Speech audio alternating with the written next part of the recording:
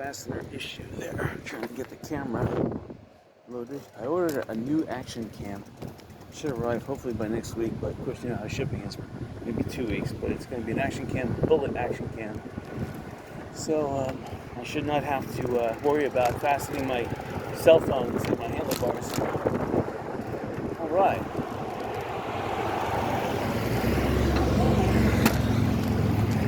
All right, so I just want to drive over here and look at these bulletin, the Fort Myers Beach Observer. Again, it doesn't look like anything has changed here. Just a chair is blocking the door, and it's the same old destroyed inside. They can go to there's a local store called Sanibel Glass off McGregor Boulevard down by Sanibel, and they can order like a new glass door and get that like in the next day. So I see there's structural issues here, but I don't see a Fort Myers Beach like the cease and desist order unless they ripped it off the door. And I see that the door is like inside the doorway, lying on the ground there. So anyway, I like this building, and it just seems like maybe it's, of course it's during the weekend, maybe nobody's here, but if I was a business owner, I would get that business up and running immediately. And actually, I'm going to take one more circle here because last week I saw a brother, he was a quarter, and I saw the sister, that was another quarter. So, hold on, I'm just looking for brothers and sisters. I don't see any. All right. So, you can see over there, I parked over here, really so you can see over here, I'm going to go slow for a second. See all those boats, they're still piled up. They still haven't moved it, but they are moving mountains of trash. So here's a mountain of trash. Just look at a little side. Again, we're doing some exploring here. Beach bicycling and exploring. So kind of near the beach, we're doing some exploring. Here's the entire mobile home community, which is ground up and just pushed into big piles here. Look at this. Big piles. I mean, that's the way you do it. That's the way you clear the property. You just pile it up. So you know what? Who knows how much cash is twisted inside that wreckage? And over here, they haven't yet. I mean, this area is for sale. Here's a car pulling up the back. This is interesting. But I always pass over this bridge. I look down at this area, and I see, wow. I wonder if people are still living in here. And by golly, there is. I mean, this is amazing here. Look at this. Pause for a second and take a look here. Private property, no trespassing. Right, for sale, 9.99 acres. Nice. So look at this. This stuff is, two-dimensional doesn't. I should get a 3D camera because you really can't see the full devastation. People just abandon this area. I mean, there's still tons of personal property and stuff. Obviously, the water here got up to unfathomable. It's compared to Sanibel. Sanibel only had about maximum 10 feet. Here, you had, at this point, you had maybe 16 to 17 on average, some as high as 19, 20 feet. So the water went up to that roof there, that building straight ahead of us. The water went up to that roof. So that's just amazing. But what really is amazing is someone's probably living in that building because all the bicycles parked outside on the second floor there. So I see drapes and window treatments, so the storm would have, I don't know, I'm pretty sure it would have wiped that out, but anyway, let's take a drive down here. This is going to be another one of these long videos, so that still hasn't been cleaned up. And I see looters are busy looting. This place, this Diversified Yacht Services, they are, oh look, there's a little camp city underneath the bridge here. So 3 people are living under the bridge. Oh wow, there's more. Look at all this camp city. Wow. Wow, people are tying up their electric bikes to posts. Wow. Huh. This female let them down.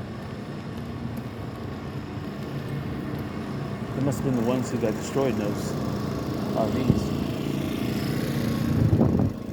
So this is interesting. Wouldn't necessarily see this area.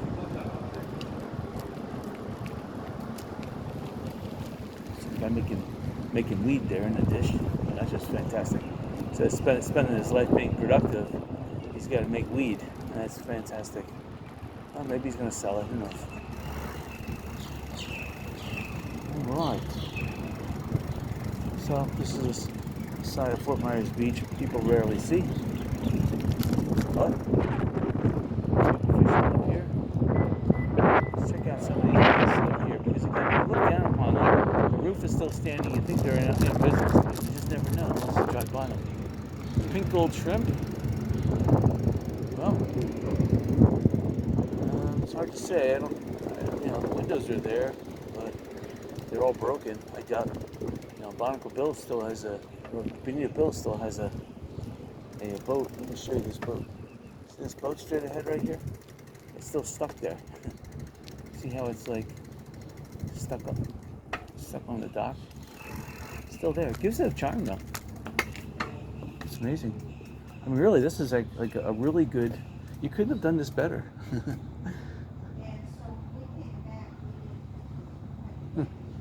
No, there used to be a dock over there. Now there's just a big boat stuck there.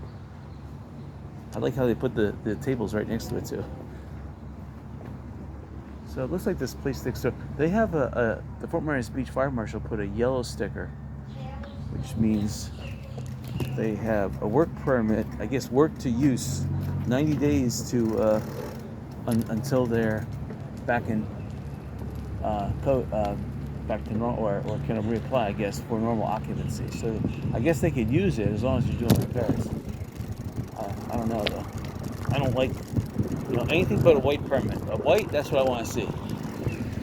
Yellow is somewhat bad. Pink is you're in violation of 90 days, or else they'll seize your property, and red means you're gone.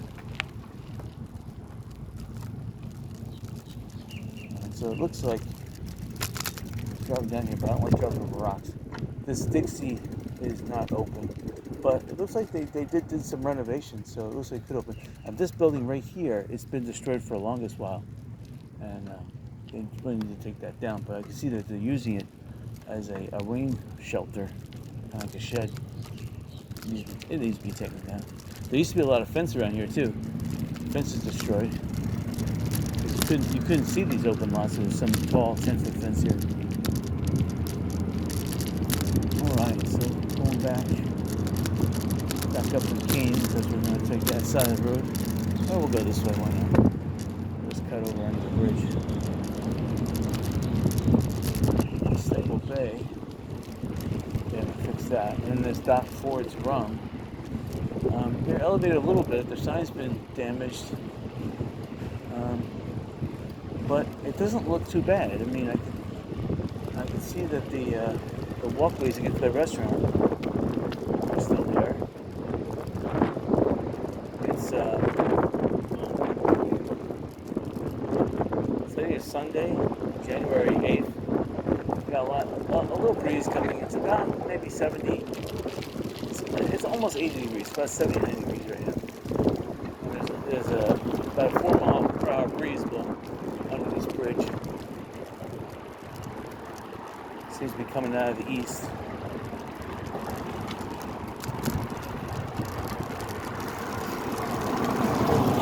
This road used to be the road going down to the swing bridge, and when they built the overpass, this road then became the service road. But this used to be the road going to Fort Myers Beach.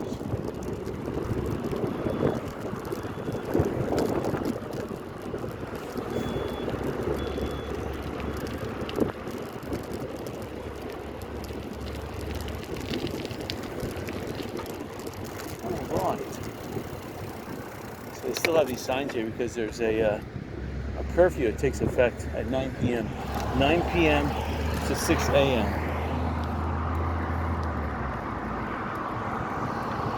Now a lot of people are parking at Junkaroos because Junkaroos got completely wiped out. But I was going to park there today. A friend of mine told me to park there because everyone else is parking there. But it still is private property, and the private property enforces it. He could have tow notices put on every single car. So I don't want to violate that. So I don't mind parking over here where it's free and legal. and just taking my time. Now I'm not gonna bicycle down towards. Or maybe I should. I was gonna say maybe I should skip going out towards Bobwitch Point because it's kind of boring out there. There's not really much new except a couple more homes get knocked down, and then but the main attraction is kind of like south of there. Now, when I was on Sanibel last Monday, there was some serious damage on West Coast Drive, and it appeared about the same amount of damage that was inflicted on Fort Myers Beach, but Fort Myers Beach got higher water, but Sanibel got higher wind.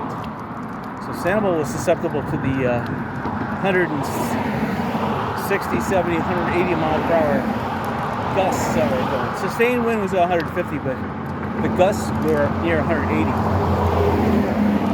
Fort Myers Beach didn't really get the high winds per se. They got the 150, but they got the 20 feet of water. Sanibel had 10 feet of water. So, well, when I say 10 feet of water, Sanibel did get 10 feet of water plus 5 to 7 foot surf on top of that. So Sanibel did get almost up to 20 feet. But still, Fort Myers Beach, they said that I was talking to one old cracker. I don't know if he was just upset that the Sanibel Pier was destroyed, but he was stuck at the Lighthouse Cafe, and he was telling me that there was a recorded 50-foot wave that rolled over Fort Myers Beach. I can't believe that, because I would have saw evidence damage on 50-foot wave. Some of these buildings like Lanakai, which the building was designed 8-foot floors plus 4 to 6 inches of flooring between the next floor. That means that a 50-foot wave would have damaged the ground, first, second, third, and fourth floors.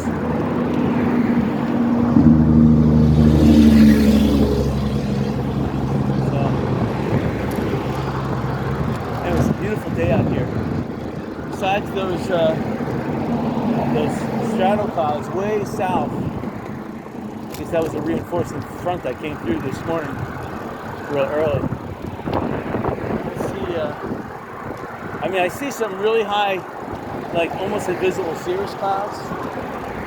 And then if I look to the north, which is behind me, I can see, again, some stratos, high strato, low cirrus clouds. But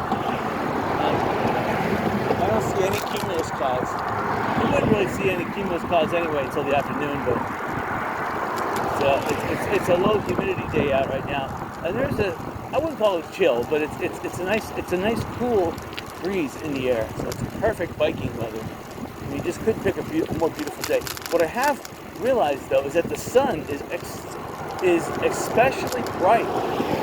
So it looks like there's a solar flare going on, or solar prominence, and Earth is in the path of this prominence. Especially yesterday, there was extremely bright sun going on. And even today, right now, it's only about 10:30, and it's so bright, it feels like noontime already. That's how bright it is. So something's going on with the sun. And the weather up north has been unseasonably warm too. Alright, so here's Times Square ahead. This again, Sea Dreams are straight ahead. It's H2O. H2O says it's open, that's good. Let's drive down San Carlos Boulevard, the old San Carlos Boulevard. I'll show you what's open. So H2O is open. Looks like 2000 Flavors is about to reopen. Oh, thank you. Check it out. So, again, Mangoes, they're closed, destroyed. Structurally, it's unsound. It's got to be knocked down. All the stuff on the left-hand side. Tropical Sunset's destroyed. That's destroyed. I can see a red notice, so they're done. That place is boarded up, but it's got a red notice, so they got to tear it down. This old St. Carlos, structurally it looks okay, but inside there's some, and literally there's enough work in there to put a red sticker, but because it's blocked off, they must have paid the fire marshal enough money to not put a red sticker. Same thing with this building. It's got some severe damage, but the fire marshal was bought off. So Yucatan to the right, they're slowly renovating, so they got half their store open. And then Shipwreck destroyed everything on the left-hand side, destroyed, not open, definitely. On the right-hand side, got this little elevated thing. You see what's on this door. I don't see anything, so that one just has some window damage. This garage here, I see no damage. So that one could open up. I see no fire marshal setting at all, so that's good. This Smoke and Oyster looks like they're getting ready to reopen if they're not opened already. And then the hotels that were on the left-hand side, well, some of these hotels are gone. And on the right-hand side here, you have the Cigar Hut. That, let's see, the neon sign's on. So the place next to it, I would like to rent that out. I'm gonna have to check out 430 Old San Carlos Boulevard. 440 Old San Carlos Boulevard. That looks like it's in business. It's just closed right now for Sunday, or it's not an hour. Now, Wahoo Willie's is open. This is a fantastic, and the bathrooms are accessible to the public, which makes it even more of a valuable place. But this whole place is open, so they did a great job about getting this place back open, and they got parking too. So it's really good. I'm not sure if they're open yet, but they have people waiting to go in. And this business over here has Matanzas Pass area. On the left here, they're still renovating. I mean, the building survived. And on the right-hand side, again, these businesses were underwater, so inside, unless they were proactive, which I doubt they were, they got destroyed. All right, now Matanzas on the Bay, this place sustained severe damage, but they were fixing it as far as I can see, and it was almost ready to reopen. But I'm looking, I see a red sign, which is really bad news, if that's true. I see a do not enter. I don't understand that one. But they were almost ready to reopen. So I guess they have to replace their dock. Yeah, they gutted the inside, but that's still a good sign. So the meters, I see they put a new electric meter in. So that's a good sign. I mean, the building itself looks structurally okay. Now here's an interesting thing over here. Again, we're doing some exploring. You see the dock straight ahead of us? It lost its ramp to get into it in the first section. So the fishing pier here is toast. It's sad. Look at these bicycles, how crusted they are. That's amazing. They've been here since the storm.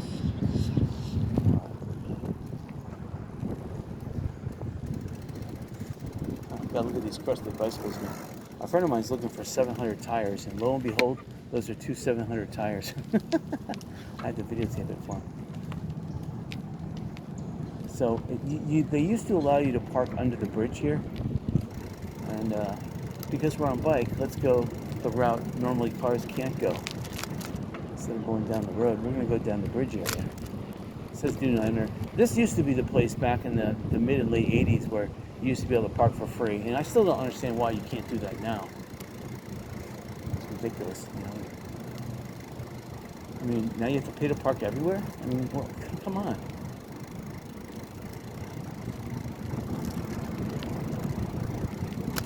So, yeah, I like these businesses slash homes on the right-hand side. They're just far enough away from the beach, but they're close enough that yeah, you could open up a business. Even this property on the left-hand side. It's interesting. Okay, so On the, okay, again, look on the left. That place got severely damaged. And, it lost a lot of railings, banisters, stairs. A lot of these buildings need to come down. The Lighthouse Resort is on the right-hand side, this whole block basically. And all these buildings were bought out by Lighthouse. Again, I see evidence on the left-hand side that some more buildings are being knocked down. Again, people are losing hope. You know, they're waiting for the insurance companies. The insurance companies are declaring bankruptcy, or they're tying them up in litigation. And let's see if the Lighthouse Tiki Bar is open. It's always open in the morning. They did the best job. I see some roof damage still needs to be repaired. Let's see. Let's go in here and check it out. I could hear it. Oh yeah. And the pool's not open. It's got, but this is pretty awesome. It's open. I see people at the bar.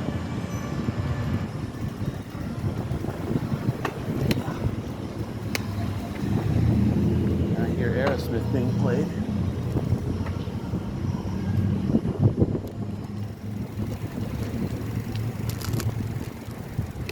The pool, though, nice blue water, so they definitely fixed their pool.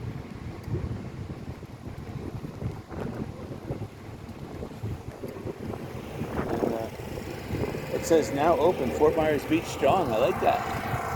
Now these nice, beautiful homes over here, they built them right. So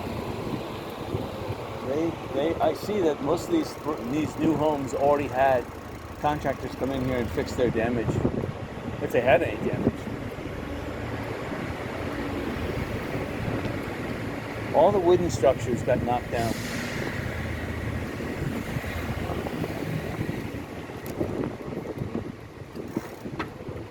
See, there were some homes over here on the left-hand side. They're totally gone. Just piles of rubble. It's sad. I met the people that own homes here, and they were obviously shell-shocked, almost like they got hit with an artillery shell and wiped out everything. Here's Ocean Jewels. They're probably not going to rebuild anytime soon. So, but they did do the best thing. They gutted the store, and it's concrete walls. Again, the water got up on the second floor, so they've had to fix that.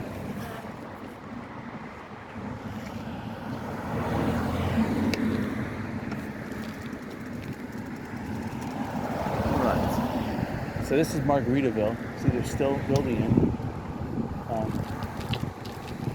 Off to the right here, Margaritaville is making a nice big wave pool. So they really need the property on both sides of the road. I mean, this would be awesome if Margaritaville took up, you know, the surf club, the old beached whale, the old 7-Eleven. I mean, they're building a really cool looking wave pool. Oh, thank you. Again, on the left used to be the Beach Whale restaurant. I wanted to buy that at one time. It was $275,000 back in the early 90s, and I was really tempted. I almost bought it. Good thing I did. I mean, I would have had a good 25-year run. And the 7-Eleven coming up. I don't know if they're ever going to rebuild that. It's hard to say. It's hard to say because right now all this property Diamond Head wants. I mean, not Diamond Head, Margaritaville. See, they're knocking down more homes. Let's go over there and take a look at it. I've never driven down that street yet. So we're going to. Right. Oh, thank you. Thank you, man. Let's see. There you go. Oh, thanks.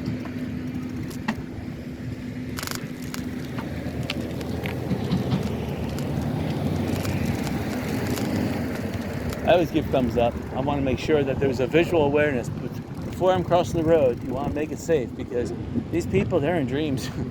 Not only has their life been affected, they're just at awe, shock and awe about what's happening. See, look, here's another home that's been demolished. At least one home. And what this thing is doing, this little bobcat, is getting all the stuff together in nice big piles so that when the big bucket truck comes here, it doesn't have to reach too far.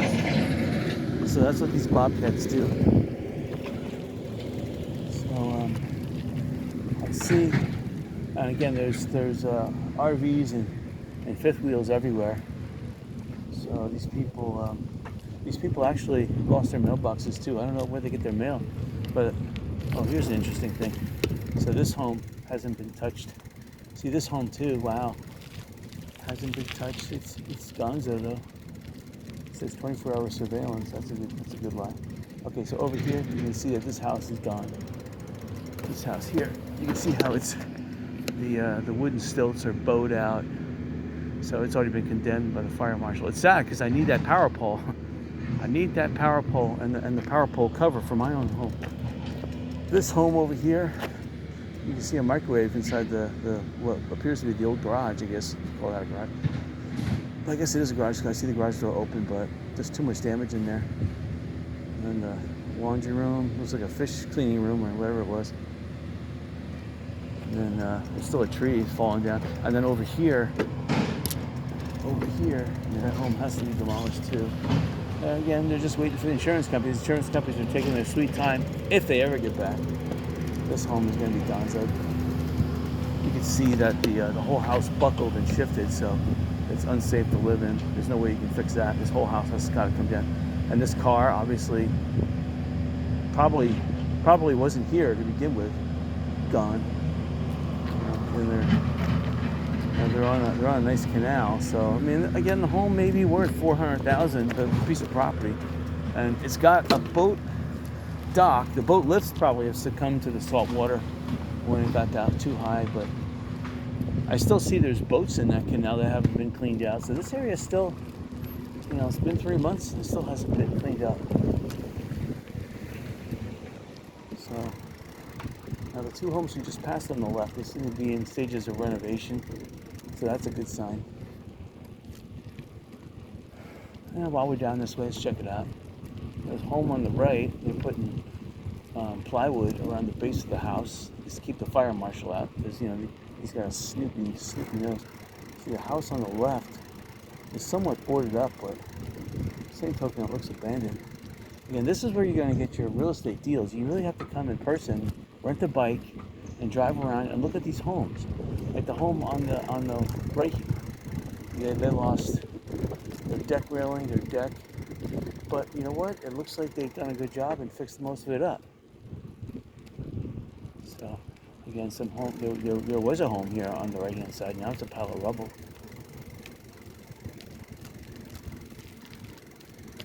Again, where you're bicycling, you have to be cognizant of what you're driving over, because there could be nails, porcelain, glass, you name it.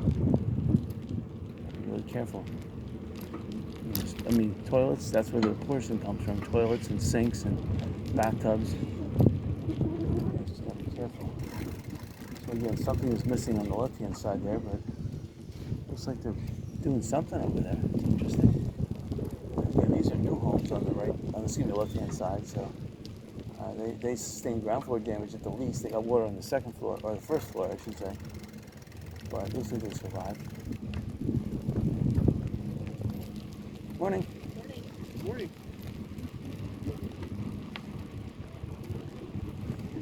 Man, this area looks like at first glance, looks like they cleaned it up.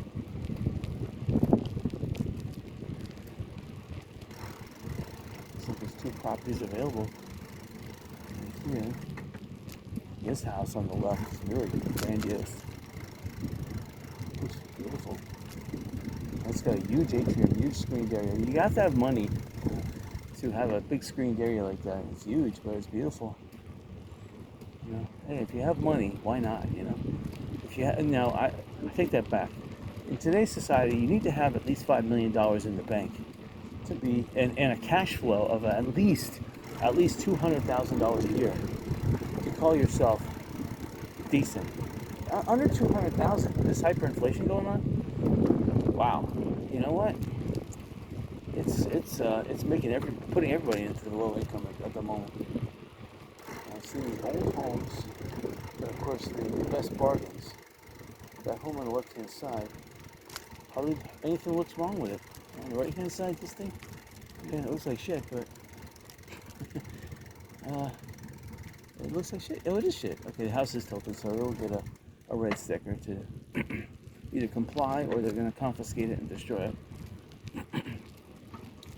So that's basically what's happening. The older homes are being snuffed out and making way for new development. So contractors, not only do they get to destroy homes and charge them between $30,000 and $50,000, then they get pretty much the rights to buy up the property and build it. And they can build spec homes and charge a couple $1 million a home. So any contractor coming down here will be jumping for joy. And Lee County, of course, is making a lot of money too.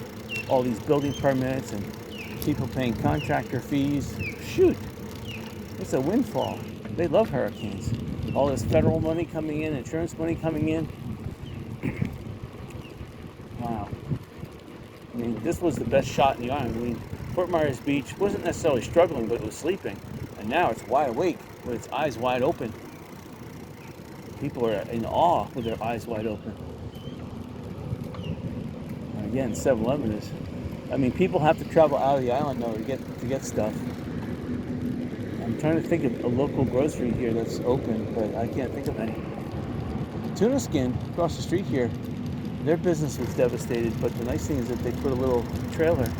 And I'm trying to, I mean, they're trying to make a go of it. It's sad, but see, people are parking in private property and going on the beach. Thank you.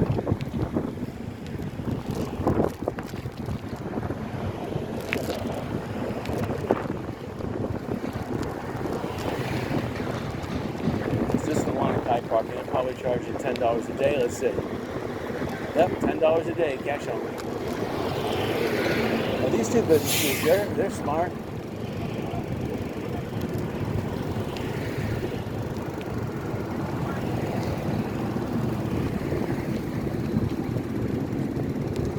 People are waiting.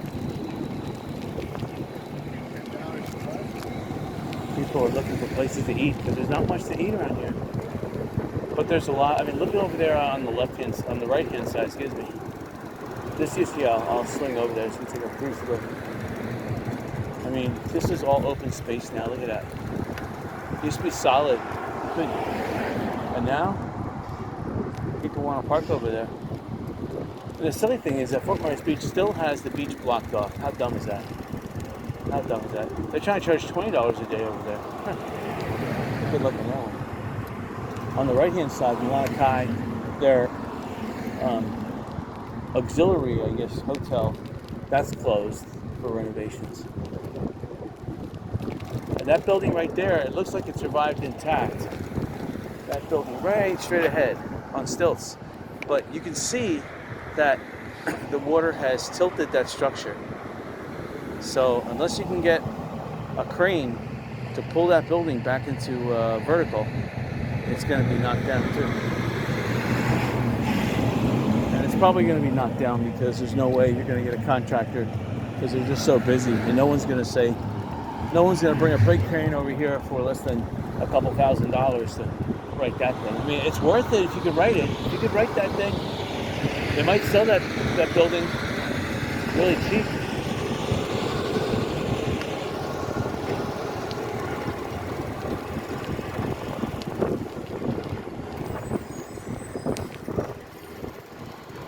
I kind of want to drive over there and take a closer look at it. So on the right-hand side there, that's the old Hooters restaurant. What's left of it, I should say.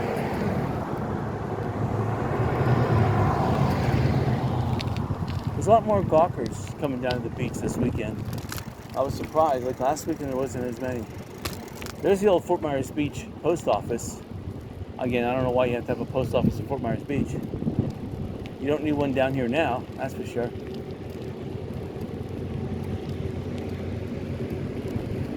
And then Seafarers Mall, or whatever this was called, on the right-hand side. I'll move back. That serious damage to the roof. The whole place is vacated. See, it would be terrible if you owned a business, but you didn't own the property, and then the business was destroyed. So we just passed another home on the left that needs to be demolished. This home coming up on the left. looks like people are going to try to live here, but if the fire marshal gets his way, he's going to tell them no go. And then here's a structure coming up straight ahead of us, that blue building. Fire marshal is going to say half of it collapsed, it's gone. Even though that was just the deck. And look, the posts are out of alignment. See, especially. See, there's a green sticker on the window. Yeah, it's gone. People probably have no insurance. A lot of these places that are abandoned, people don't have insurance, and they probably have big mortgages, so they're all abandoned, so they're all going to be knocked down. So the two buildings we just passed on the left-hand side, both of them are gonzo, no insurance. Now the building here on the right-hand side, this one right there, 231, that one's got some potential. Looks like people are trying to fix it. And the same with the building next to it. And the building right here on the right looks like they're trying to fix that. That looks pretty good shape. Again, all these homes though, the price of them has come down significantly. So they're almost selling for the price of the property right now, even the homes that survived. This home survived, right-hand side, as well as the left-hand side. This building on the right-hand side has survived, although it's lost some of the roof. Left-hand side, looks like both these buildings survived. Right-hand side survived. This building here just survived. See, a lot of these buildings have concrete ground floors, and then the first floor and up is wooden, which is pretty precarious. Okay, let's see. Should I drive this way? All right, we'll go this way. Let's check it out.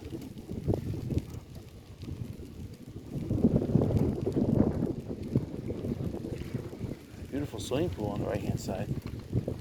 See that? Fix that place up nice.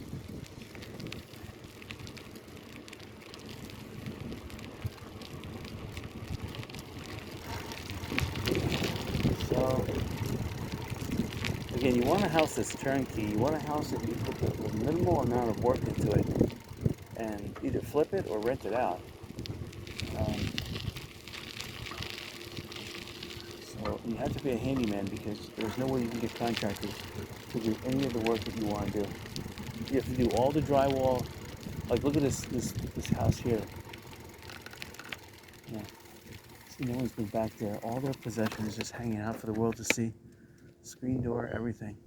And look at the flimsy roof. It's hard to say whether that's 1/2 inch or a 3/8 inch wood, but it's definitely not 1 inch. And the walls, look how flimsy they are. They just peel right off the building. Wow. The floor collapsed. It's all wood. So, and of course now with so much rain getting in there, now of course the water got up almost to the rafters, 20 feet. It's gonzo. It's gonzo. Of course the sun getting in there every day. The elements, humidity, mosquitoes in there, rats. It's gone. You gotta knock this down. You can tell, this is a perfect example. You can see how the water, you see these three pilings right there straight ahead? Well, the house used to sit on top of those pilings. And look at that. The water knocked it back off the pilings, probably about 6 feet on this side and about 2 feet on the front. And this piling here, these two pilings are gone. You see one's broken on the ground there. This one, I think it's way over there. It's way over there on the ground. Right here, and that one broke off. Look at that. And of course the rest of the pilings, I see there was more pilings. So again, cheap construction. It's not even, that's why it shows you need to have steel reinforced pilings. And these are just concrete. They just put concrete on top of each other with no steel reinforcing inside. So that's that. That's scrupulous contractors, you know. They're supposed to put steel in there, and it looks like they may put some chicken wire in there, or if at best, maybe nothing. You know, when you get hit with a 20-foot wave, there goes your building. So again, this is the, look at some of these properties here. Wow. Here's the mail. The nice thing about the mail, just to view over here a little bit so you can come back. Yeah, this property is toast too.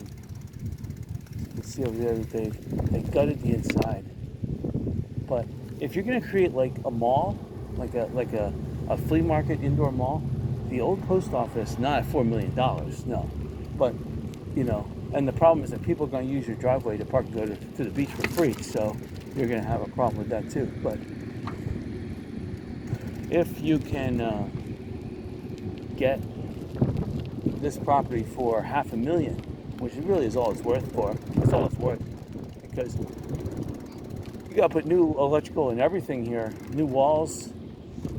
I don't even know if the fire marshal is going to allow this thing to be occupied. You probably have to knock it down. Once you knock it down, that's it. It's not even the land it's sitting on may be worth about $50,000. So you would lose all your money. For some people, just sad. You get wiped out when you have to work fixing your home 24/7. Believe me, for 3 weeks, that's all I was doing inside. If I could have sealed the water, then concentrating just on the outside, my house would be done already. In this parking lot I'm driving in, there's nails everywhere. So that means that there used to be big piles of rubbish here, and they picked them up. But of course, they leave the nails behind. Literally, there's nails everywhere. I'm having a hard time not running over a nail. I mean, there's about as many nails in the ground here as there is sand. It's going to take at least 2 or 3 years for these iron nails to rust away. This is the beach hardware store on the left-hand side. Look at this. Yeah, definitely that's been knocked down. So again, there's going to be more open space. Just it's going to come as soon as I get that claw over here and knock it down. We're going to cheat a little bit this way. And again, that's the beach over there. I want to cross the street though. I want to look at that. So let's go back this way.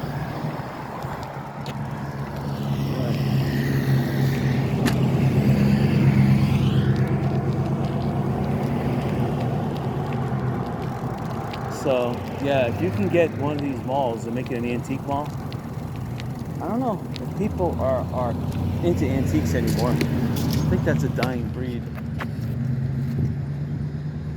Oh, thank you. Oh, thank you.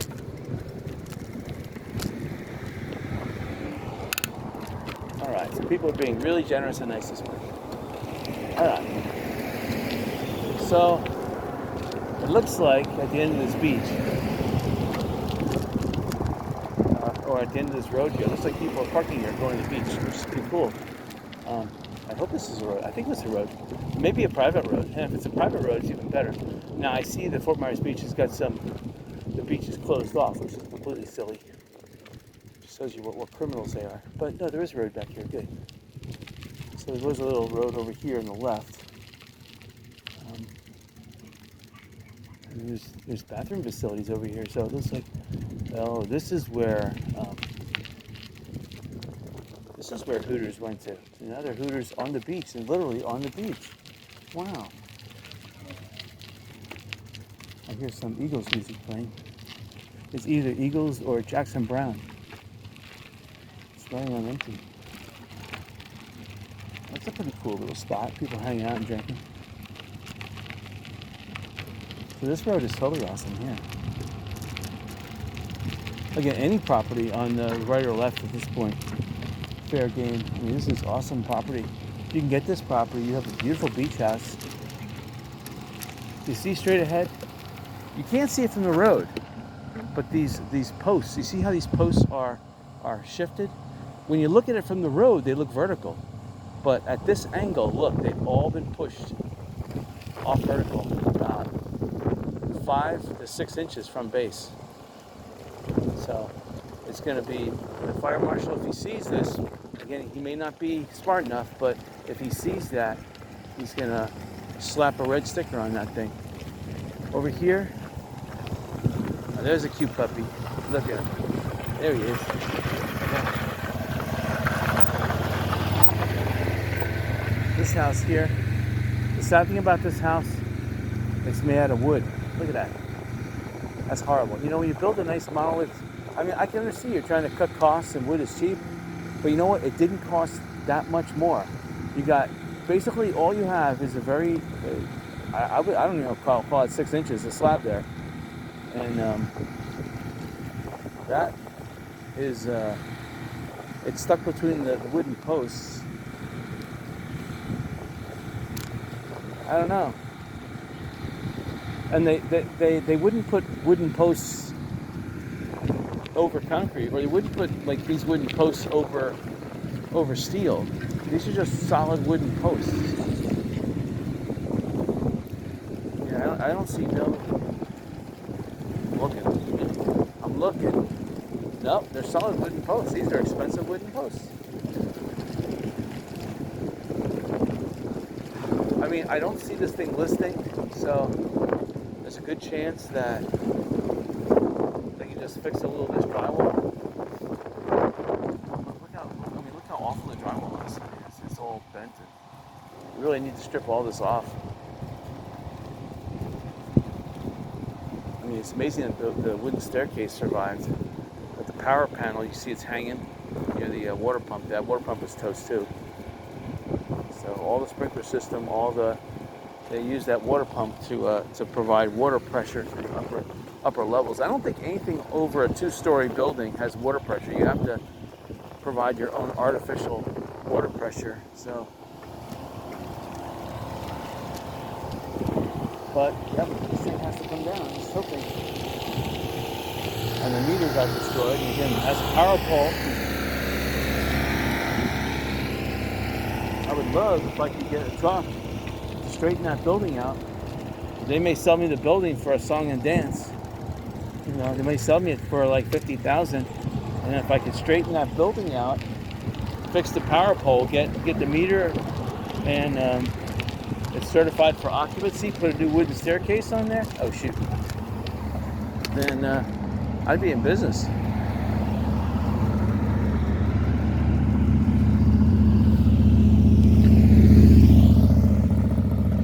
So yeah, if that's Hooters on the beach over there, they did the best thing, because now they're gonna have the right, because that's going to be not necessarily grandfathered in, but they're going to have the right. It's going to be a de facto thing where they're using it as a beach restaurant, and a year or two from now they'll apply for a permit because nobody complained, and they'll be able to qualify for a change in zoning.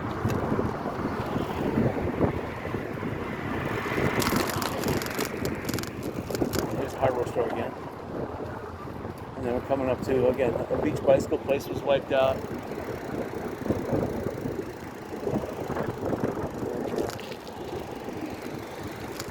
Every street is, oh shoot. Driving over this quicksand. Every street has its miracles survived, and it also has its devastation, more devastation than miracles. This is Leaky Tiki, totally wiped out. This is another place that I was thinking about buying, but I wasn't too serious about buying this one. Now the Beach Connection coming up, I was extremely serious. That one I was almost going to buy. I was going to low bid $50,000. I think they had $60,000. I was going to low bid, and that would have included the property. I was stupid. I should have. Because let's face it, I would have bought it in 1989 and sold it already like in 2009.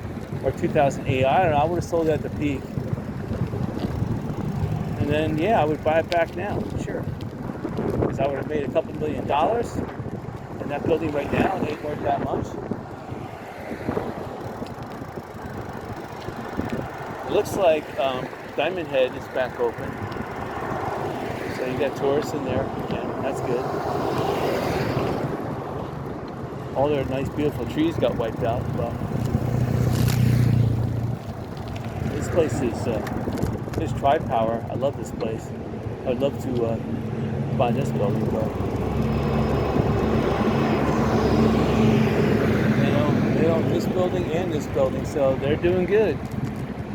And anytime you have a real estate company, they're able to buy the neighboring properties. They are doing good. Oh, here's another problem area. All right. So this over here used to be Armando's, totally gone. And a pink building behind it. We're not going to drive down this street. Just want to take a look at this building here. That I wanted to buy this one, but it wasn't serious. They wanted too much. There was at first it was Domino's Pizza, and then it was a law firm. And but they're really set up nice because it would have been a law firm. It would have been turnkey for a real estate office. And I really like that. I like the fact I don't mind paying a little bit extra for something that's already set up and ready to go. You know what I'm talking about? Turnkey is the way to go when you want to open a business. I bought a restaurant in 1989 here in Fort Myers Beach. But I bought a turnkey, and I identified that they weren't doing delivery.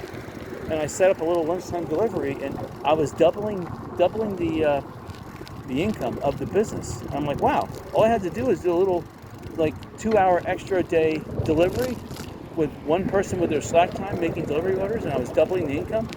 I was like, that's phenomenal. And that was one of the selling points of the new buyers. They said, wow, you doubled the income just by adding on delivery? And they were like, wow, if we just open up for breakfast, maybe we'll double it even more. And then offer a breakfast delivery. Yeah, I said, wow. I said, probably. And they bought it right away. All right, so I see more buildings are succumbing to the demolition. So up there on the right, you can see big piles of debris.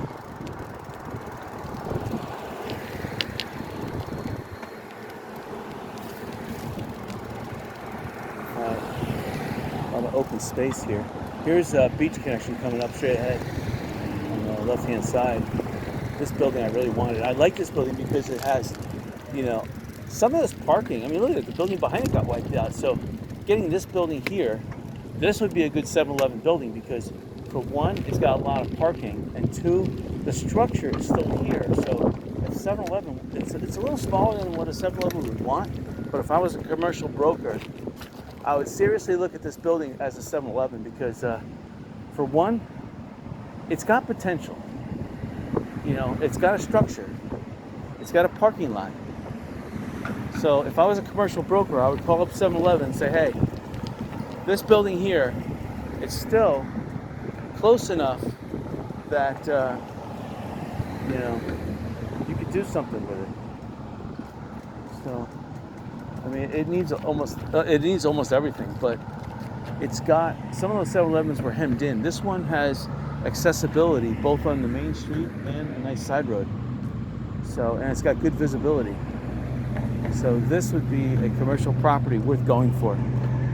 You know, on the cheap, that is. And again, the cheap is going to be somewhere between, you know, they're not gonna give it away, but it'll somewhere be, you know, because it needs to be rebuilt, it'll be somewhere between $200,000 and $300,000. If they charge any more than that, it's going to sit forever, and then it's going to be condemned, and it's going to be knocked down, and then the people are going to have to drop their expectations even more.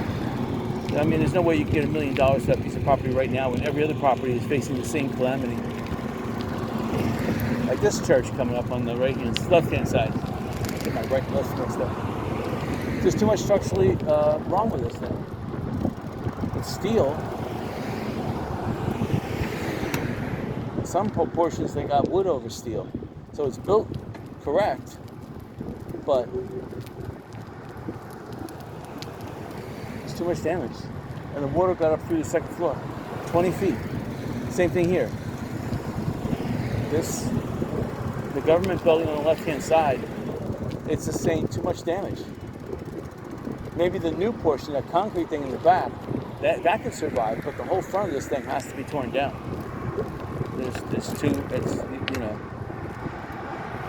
they're going to charge the taxpayers anyway. The taxpayers here are already getting hit with a double whammy in the chin.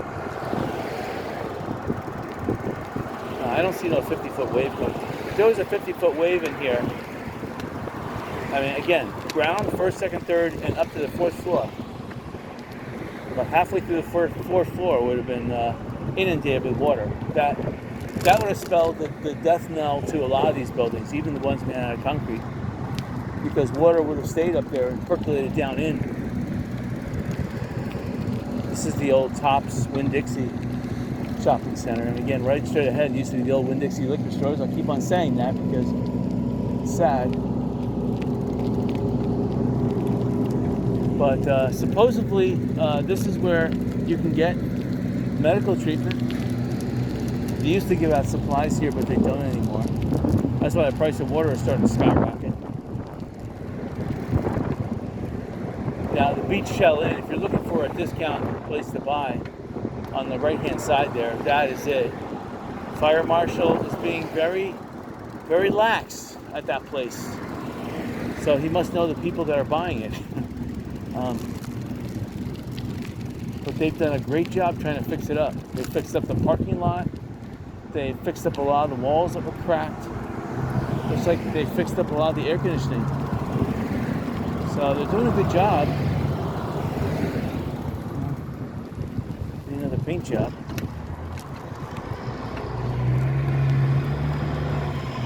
All the buildings on the right-hand side, good luck. All this wooden buildings. Fort Myers Beach is going to find a way to demolish all of these. So these people are in a constant war. I see the garbage pile again. So this pile used to be about 10 feet higher, so they're starting to haul this stuff out elsewhere.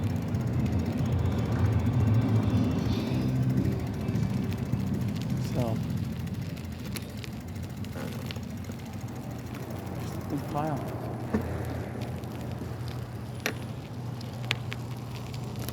All the trucks come through here, so they're dropping nails and porcelain glass all over the place.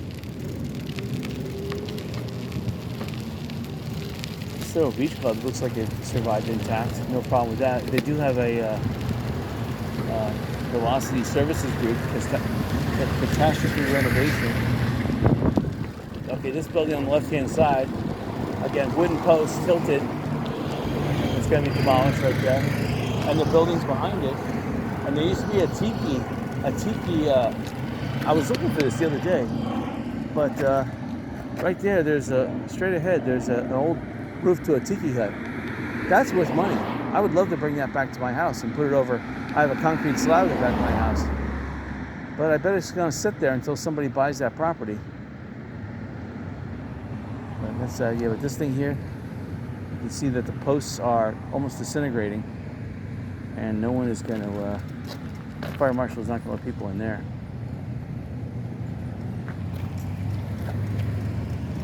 Now, across the street, La Villa Resort, look at over there. And there used to be something here. Now there's only new homes left. And that new home way over there, it lost its full ground floor, and most of its first floor, you see, is washed out. It's totally devastated inside there. So again, 12 and a half foot surge plus 5 to 7 feet surf plus a marauding 20 foot or higher wave. But I don't think there's a 50-foot wave. 50-foot wave, you would see a lot more like shingle damage. There would be sand up in the shingles, and the shingles would all be bent. On the asphalt shingles would be bent, and the aluminum would be bent if there was a 50-foot wave in this area. Because aluminum wouldn't stand for that. That wave would wipe that thing out. Again, this is the library on the right-hand side. On the left-hand side. What good is it? It's always closed. It's a monolith to how much tax money they're ripping the taxpayers off. They need to close it. They need to sell it or make it into a casino or something. Just useless. It says it's low tide right now. It's a low tide clock. It says it's the lowest of the low, which is good because I might come back on the beach. Yeah, we're just going to go down to Publix this time. Come back on the beach.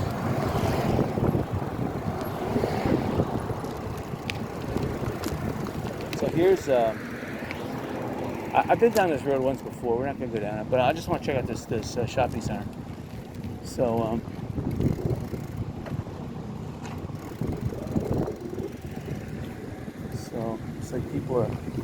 it's like vagrants are trying to live in here. This is one of the shopping centers I was considering about renting. The real estate office. Thank God I didn't do it. Now that there's vagrants living here. It's horrible. I mean,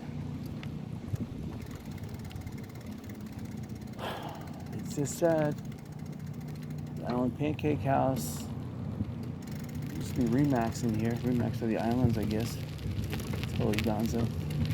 Yeah, I mean, with the hurricane, you knocked out 3/4 of the real estate competition. So the places that are in business, like Tri-Power and some of these other places, John R. Wood, they're scoffing. This bank here, this old CNS bank.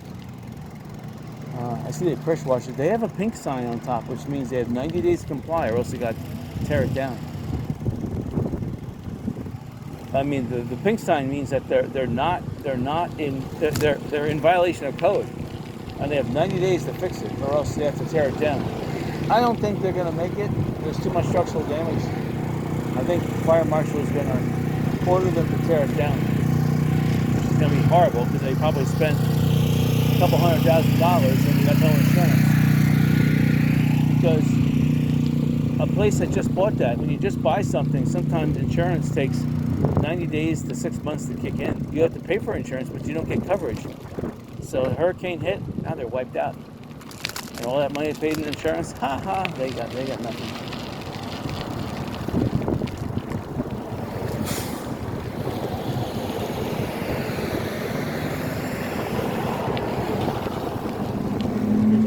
Sheriff. Again, they wanted an office with a nice beach. Bingo!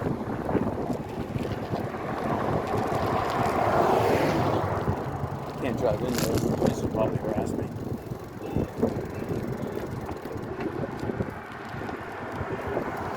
I bet there's people still living in here too. Now we're coming up to Junkaroo. Straight ahead on the left, on the right-hand side. Junkaroos.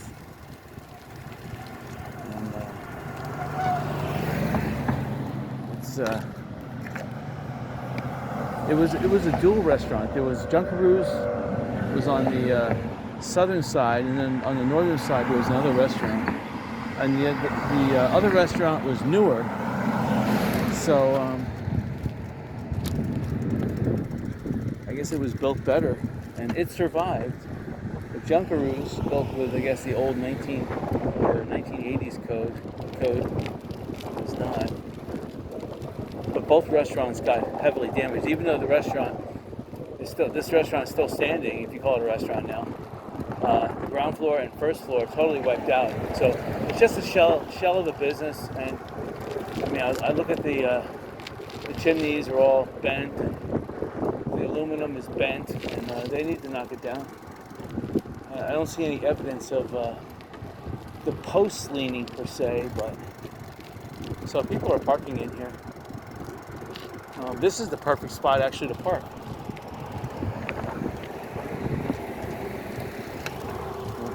Oh man, I guess we'll drive on the road here. So yeah, this is where people are parking. Junkaroos. Doesn't say properly keep out. Now, if Junkaroos was smart, they would put a hot dog wagon there. So charge people to go on the beach and then sell them hot dogs and ice cream. So that would be the best thing. I would love to buy that. That's an investment opportunity. Again, on the left-hand side is the old 7-Eleven. So there's a fence around the property, which means that they're going to do something.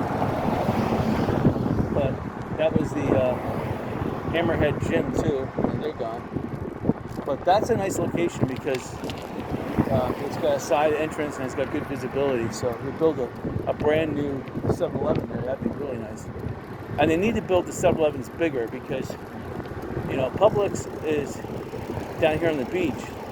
It's still not open, and people have to go all the way to Walmart to get any food. So a lot of people depended on 7-Eleven to provide them with that stopgap food. You know, you don't want to go all the way off the island because traffic is a murder. So again, some more open space. All these old homes. A lot more homes on these side streets are going to be gonzo.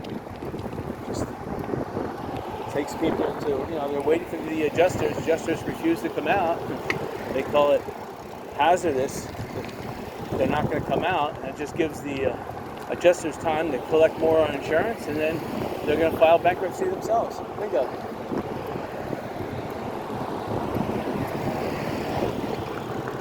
and they're jacking up their rates anyway.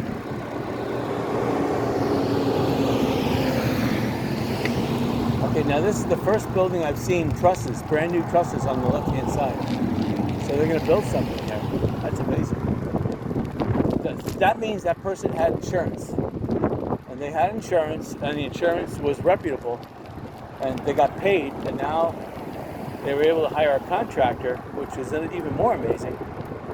Because a lot of these contractors you pay 5 times what they normally cost, and you pay at least 30 to 40% up front, minimum, if not 50. And then they skip town. Alright, so here's this is where I'm going to get my water on the way back.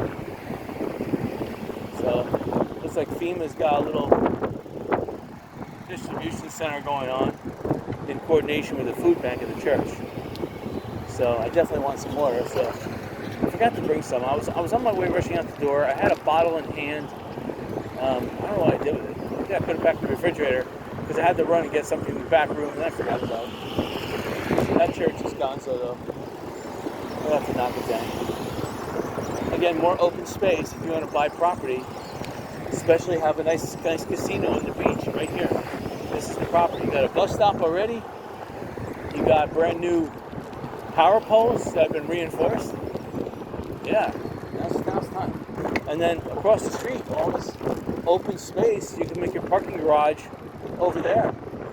And there's still homes like the house on stilts across the street over here. And it looks like it survived, but you know, if you say you're going to open up a casino and you need to have that piece of property, the Fort Myers Fire Marshal will put a red sticker on that instantly. That's how corrupt they are. This house we just passed, it sustained enough damage that the Fort Myers Beach Fire Marshal, he wouldn't even bat an eye. He would put a red sticker on that. You give him $10,000, your house is a copy. This house over here, it looks like it survived. I like how it has its air conditioning raised up about 20 feet. This church, on the left-hand side, it's gone. Again, just waiting for the demolition crews to get here to knock it down. All these wooden posts that are hanging up out of the ground on the right-hand side, oh, they're gone. They have to be cut down. Again, on the left-hand side, there's a house that was totally trashed. The roof was aluminum roof, but the sad thing is that it's actually one house got lifted off its foundation and then was blown by the water into a house behind it. So, all these homes have to come down right here. And what I've noticed is that Fort Myers Beach is going to be one big RV park because the building codes and the price of flood insurance is so expensive right now, and you're allowed to have 2 years an RV parked on your property, that everyone is going RVs now. So they're saying, F the regulations. City governments are corrupt, and we're just going to park an RV here, and we're going to spit in your face because the Division of Motor Vehicles will gladly accept their, whatever it is, $100 a year registration. And the Lee County tax, they can't tax them for an RV. So these people will just sit on their property, and especially the ones who own their property outright. You sit on your property right now and wait for everyone else to take it on the chin. And eventually the property values will go back up. And then you can sell it.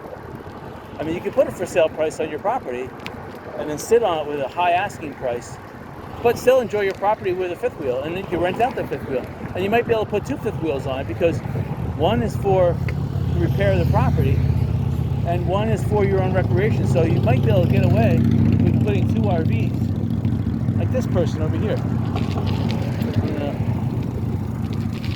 See how they have it? They have no obstructions now. They have a beautiful view. And see how Fort Myers Beach closed off the beach. It's kind of silly over here. And, obviously this was an inlet. They had to fill in the inlet a little bit. still, that's fun. That's fun for a little kid to go climbing down there. I don't see a problem. It just goes down a little bit. I don't see a problem. I don't see a problem. Just Fort Myers Beach not doing its job. Yeah. They're driving police on the beach, being a nuisance, but they're not doing what matters, what a government should do. And you can see how big the beach is. Look at this. The beach has been raised about, in this area, about 2 feet. But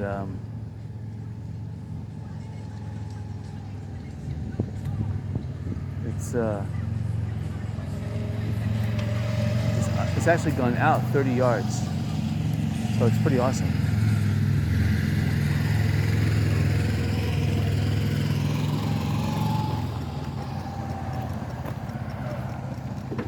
At least the beach patrol here in Fort Myers Beach is pretty cool. Sanibel, those people are communists. This beach patrol guy just waved at me, which is good. That's what they should. That's what the Sanibel Beach Patrol should have done. See that house straight ahead? Look at that. Twisted sister. Look at that.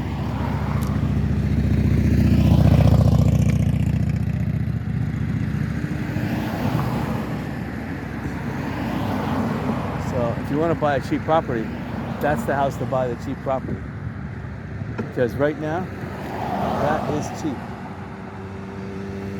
We can go after this car.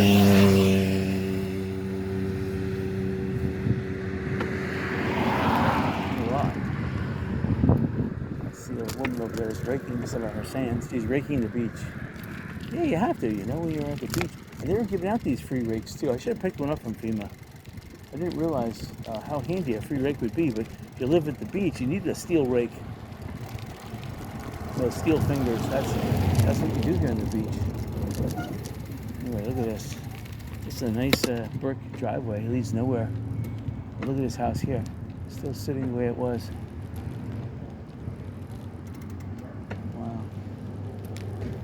And the insulation is weird. There's like little cylinders, like almost like recycled plastic bottles. Look at straight ahead. See those little bags? That's insulation. Looks like a honeycomb, like a beehive. Or somebody's getting ready to. That's like plastic explosive, and they've really packed it in there. That's probably what it needs. Wow. That's something. It's like a Ripley's Believe It or Not.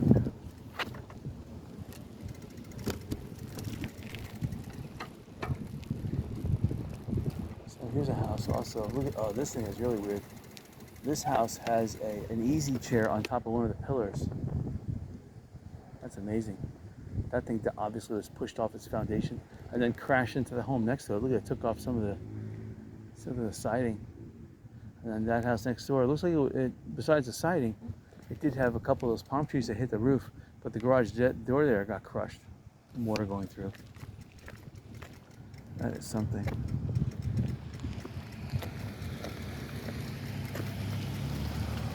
Here's a home coming. See, this home got hit by this home. This home was pushed off its foundation and then smashed into this home. Look at that. Again, this home would be the investment home because the second floor was buffeted from the waves a little bit, not much, but the ground floor is trashed, but the second floor could be doable. So in terms of like a turnkey, you just have to grind up the house that is touching it and then clean out the first floor. There's that same beach patrol guy.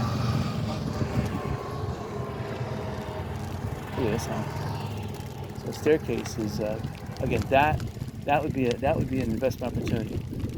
It's called Coconut Cottages. Now, who knows what the second floor is like? And again, it's old wooden piling, so you just don't know until you walk in there. But obviously it needs a new staircase and front deck. But overall, I mean, it doesn't look too horrendous. It just looks like inner partition walls collapsed. Oh, maybe if I get close enough, it may look hideous. I mean, it is open inside, so someone, I doubt they're living in there. And then here's a house that also was knocked off its foundation. Over here, look at this. See, it's kind of like rotated about 30 degrees off the foundation. Obviously, that is not an investment property. Now, if you could pick the house up, like in The Wizard of Oz, and catapult it with a tornado and put it somewhere in Oz, maybe you got yourself a house. All right, so usually as you get farther and farther away from the beach, the devastation looks worse. I mean, it doesn't look worse. It actually gets better. Well, when I say better, there's less devastation when you get farther away from the beach. Or maybe it's just less apparent. I think that's the word. Less apparent, not really less. But a lot of the surf was absorbed. So these people just got the 12.5-foot surge. So as long as the wave breaks, and it could break under the stilts of your house, or that energy could just slide right through, then see, these people may have, even though the beach was exposed to 20 feet, they may only have gotten, you witness that. When waves break on a sandbar, when you're at the beach, the wave it's about a foot higher. But the backside of the sandbar just gets that smooth, spent energy wave flowing over it. And I mean, this dock survived. So this could be a testament that either this dock was built real well, pier closed, dusk to dawn. Oh, that means it's open right now. Okay, well, there you go. Oh, this is a nice dock. And it's not falling apart. So this dock was built really, really nice. And this road, the nice thing about this road is that it was a boat ramp too. So if you owned a house on this road, then you're allowed to use your boat ramp. And it's just a little congested with, the only thing about this is that, see these railings here? I'm not sure if the railings went the whole length, but this is still a nice little fishing dock. So if you want to fish, you just park at the end of the road here. This dock is still, if you look, if the camera can look here, you see, if you look, all this white stuff, there's still boats and stuff in there. People aren't like taking the day out. It's better if you look over here. Now that dredge out there is dredging for sunken boats, but if you look over here, there's all this white stuff along the mangrove. It goes way in there too. That's all stuff from Fort Myers Beach that was washed into the mangrove. So for miles in there, Mother Nature is really upset, but the wildlife has to cope with it from now on. That's a junkyard as far as you can see, and it's going to take years. They had some crews. It looked like they had a penal crew from a prison was going into the mangrove this morning off of San Carlos Boulevard, down near Little Steron, near Hurricane Pass, and they were picking up some of the junk in there. But that's only superficial. That's only within 100 yards of the road. You're talking about 3 or 4 miles from the road. I mean, you're going to need to have, the Boy Scouts, the Girl Scouts, the prisoners, Arbor Day. I mean, you're going to need to have everybody pitching in to get all that stuff out of there. And it's just, you'll make another mountain of trash because you're going to need bags galore. But yeah, this boardwalk or this pier definitely survived. And there's the boat ramp. Again, people just dumping concrete in there. Someone survived.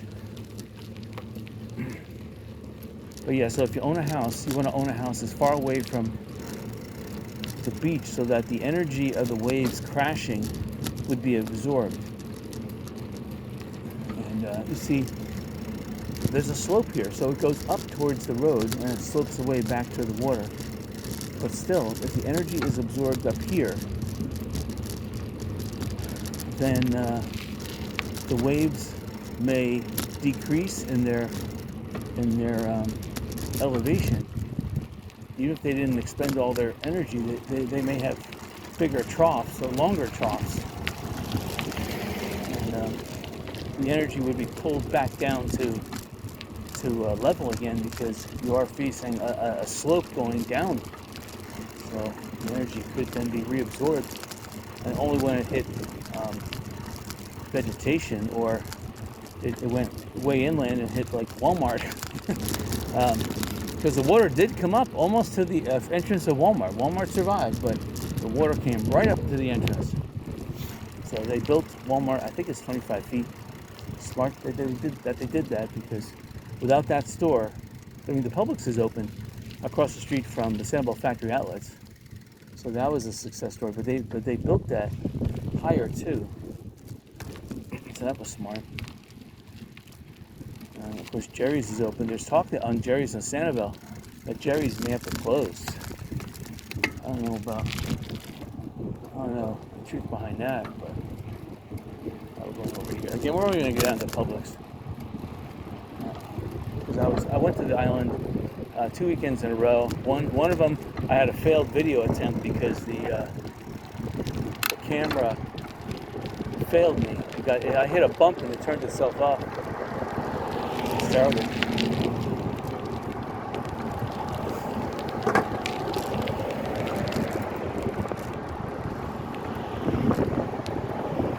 So, yeah, down that street, there's a lot of destroyed homes that still haven't been hauled away. So the open space is still there. Like right here, this hotel was wiped out. It's definitely open space now. The white building behind it has a nice roof, so that one survived. That one would be an investment property.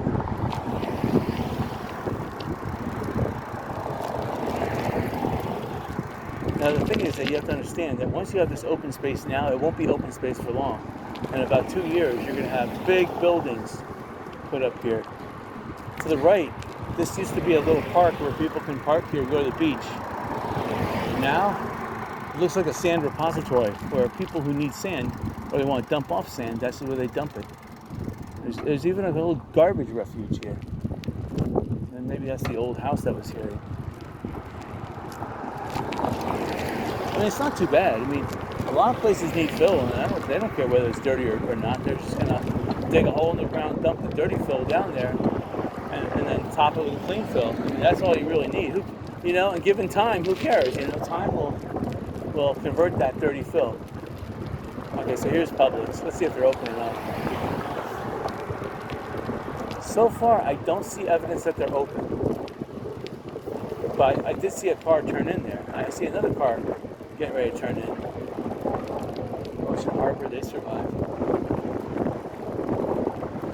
I don't see anybody in Publix at all. Nope, it's not open.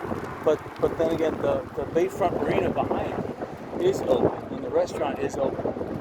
So that's one place where you can go to eat. So again, there's a lot of damage on the left-hand side. And the place to go on Sanibel is towards Sanibel. I mean, I'm curious to see. Next time I bicycle on Sanibel, I'm going to go down to Blind Pass because I really want to see what happened.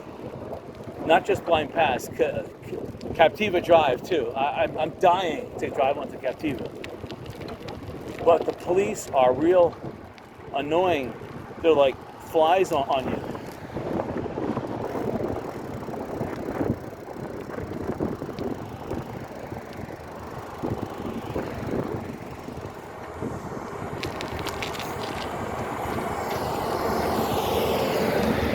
There's a company here that they're called ICF, Florida ICF. I guess it's like a foam block with concrete. And they're going to build a spec home here for everyone to marvel at. Which sounds great and everything, but it'd be nicer if they could offer those services to other homeowners to rebuild their homes instead of buying their spec homes. Or maybe that's what they're doing. They're going to build a spec home as a showcase.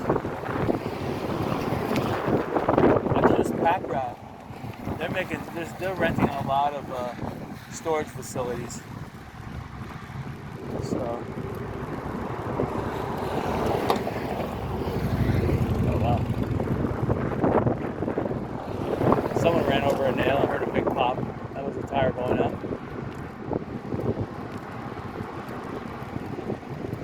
some of these homes, even the homes that were built solid, if you got hit with a boat, sad, but I should drive over there. I don't know how to get back over there, but see all these properties on the left-hand side, they're toast. You can't rebuild that.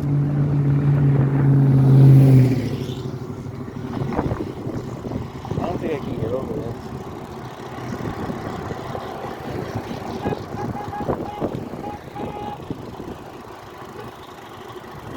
Anyway, I drove down this place before. This was a good access point to get to the beach. And we're doing some good work rebuilding this area. Again, you want to buy any place that's turnkey. And the pool here looks beautiful. I love it. And it looks like they're forming to build the driveways again. It's only going to be, 4 inches, but yeah, 4 inches. I was going to say 6 inches, but they're not building the footers, though. And here's a pool that's been drained. See, if I owned a property down by the beach, I don't want a pool. Pool's great, even if I'm rich, I just don't want one. I don't know. I mean, it looks great and everything else like that, but I guess if it was filthy rich, I guess that wouldn't really matter.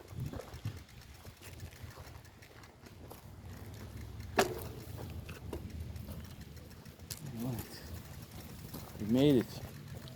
The new beach. I like how they rake the beach. I like how the city of Fort Myers rakes the beach, you know. The problem is that if you had a sand dune here, your sand dune is gone. They've appropriated all your sand. But this beach is high. And I can feel it. This is almost firm. It hasn't rained in a couple weeks, but this beach is firm. Like they took out all the air from the beach. So it's low tide right now. So we're gonna see what's going on. The last couple of times I've come out here, it's been high tide. I bought my $35 beach bike, so I really don't care what happens to it. I'm concerned about the tires though, because not the inner tubes, but the tires themselves are showing a lot of wear. And I know I'm riding on borrowed time. I'm gonna have to put some money in to fix it. Sandbars are really low. I mean, if this is low tide, the sandbars are not even exposed. That just goes to show you how much sand was Hurricane Ian stole from the water. So they talk about sea levels rising, but Hurricane Ian took probably a Mount Everest-sized amount of sand and dumped it inland. I mean, not just on the beach, but a lot of the passes and stuff were clogged with sand. And if you let that go, that sand will eventually accumulate and become land. So they had to dredge out that sand too. So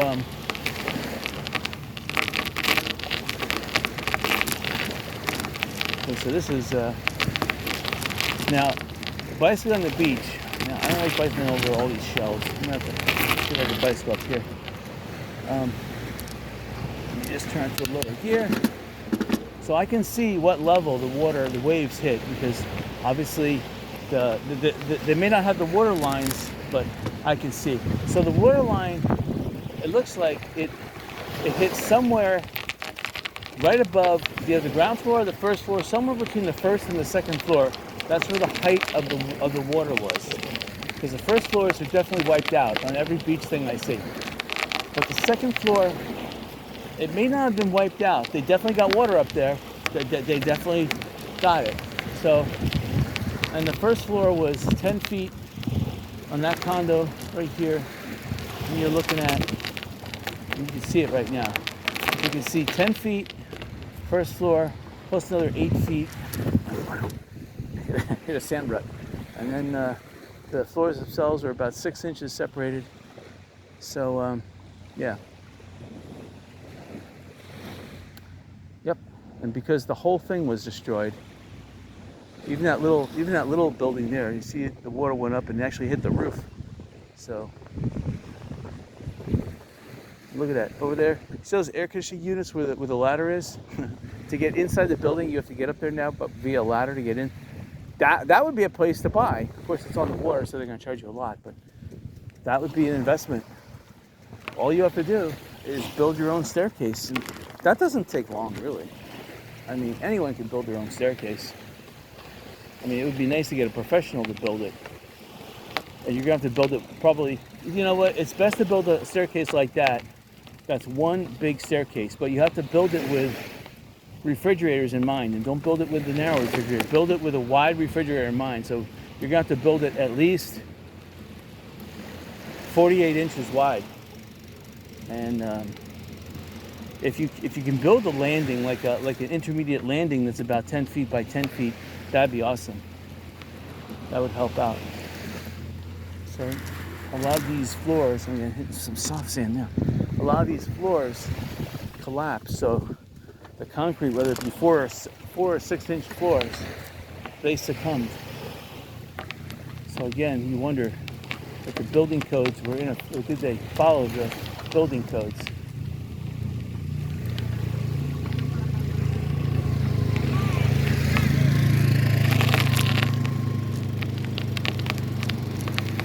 But if any of these buildings, if the whole thing is for sale, now's the time to snap it up. Because you just clear out this damage, you put a little lipstick on a pig. Obviously, you're not going to destroy this building, you're just going to do the lipstick on a pig. If you have a good 20 feet of concrete, and then the rest of the layer is wood, it's not too bad. Hello.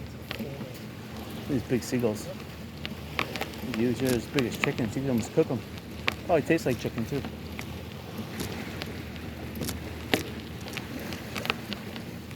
Yeah, these windows were ripped out, and some of the stucco concrete was ripped out with the window. So in that 20-foot wave, not 50-foot, 50-foot wave.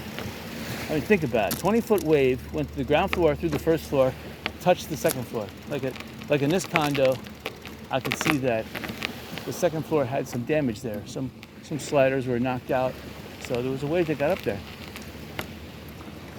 But imagine, that's 20 feet, 30, 40, 50. I mean, you could just do it, floor at a time.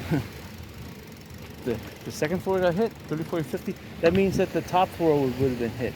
And I don't see any damage up there. Because even if there was a 50-foot wave, which I doubt, then at 40 feet high, you would have 10 feet of force that would blow out any slider. That means that amount of force hitting a slider, that would blow it out. A 5 to 10 mile per hour wave, 10 feet high, because you're at 40 feet, not 50 feet. So the fourth floor would have been blown out. I don't see any of that evidence here. So there may have been a freak 50-foot that lasted, hello. There may have been a freak 50-foot wave that maybe lasted maybe a mile offshore, and it didn't even come on shore. I can understand that, and it dissipated its energy offshore somehow.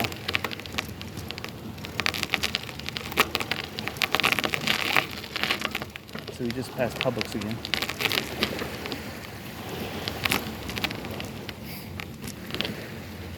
Yeah, at least 2 feet in beach elevation.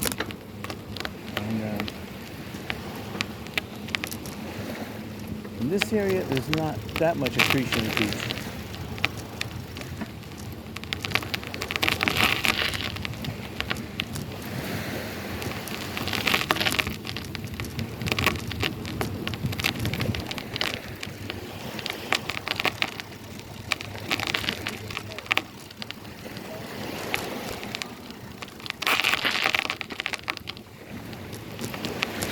So you have to look at both sides of a building. When you're wanting to buy real estate, you have to look at real estate during rush hour, because you want to understand the amount of noise. If you're gonna live here, you're gonna have to come on the weekends to see what the weekend traffic's like, on the weekday, what times of the day. So look at all this open space here. Great place for a casino. But anyway, you have to do that. So you have to look at it from the road side as well as come on the beach side and look at the real estate. And the nice thing about it is that you're looking at Hurricane Ian. So this is like one of those worst case scenarios. We've never had a hurricane with a 40-mile wide eye, and the eye was expanding too as it sat on top of. It basically went up San Carlos Bay. So San Carlos Bay was the dividing line between the wind coming out of the south and pushing all that surge up to Fort Myers Beach and into the Caloosahatchee River, and then the wind coming from the northwest, which inundated Sanibel with those higher gusts but lower surge. So the waves were smaller, but they may have had more punch. So it may have been like a 12-foot wave, but the wave may have been coming in at 12 to 15 miles per hour, which again is like a 5 mile per hour difference in a wave that height. Still, that would be like 2 freight trains coming and nailing your house at the same time. So a lot of the Sanibel, they got hit with the double freight trains at ground level, and if it can knock a house off its stilts by destroying the stilts, bingo. Even if the house is strong enough, 1 or 2 stilts gave way, the house structural integrity may have failed, and bingo.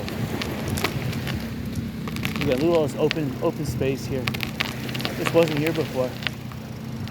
It reminds me of Sanibel back in the early 80s when a lot of East Gulf Drive was still undeveloped, and you could buy that property for $100,000. That's sad. I should have bought it all. People said, I remember hearing them too. I was young. Oh, it'll never be developed. There's not much going on here in Sanibel. Nobody, Boy, were they wrong. And East Gulf Drive, they didn't get hit that bad,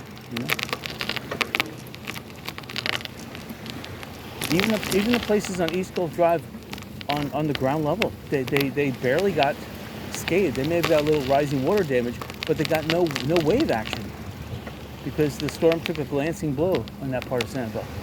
So the waves basically went down the beach.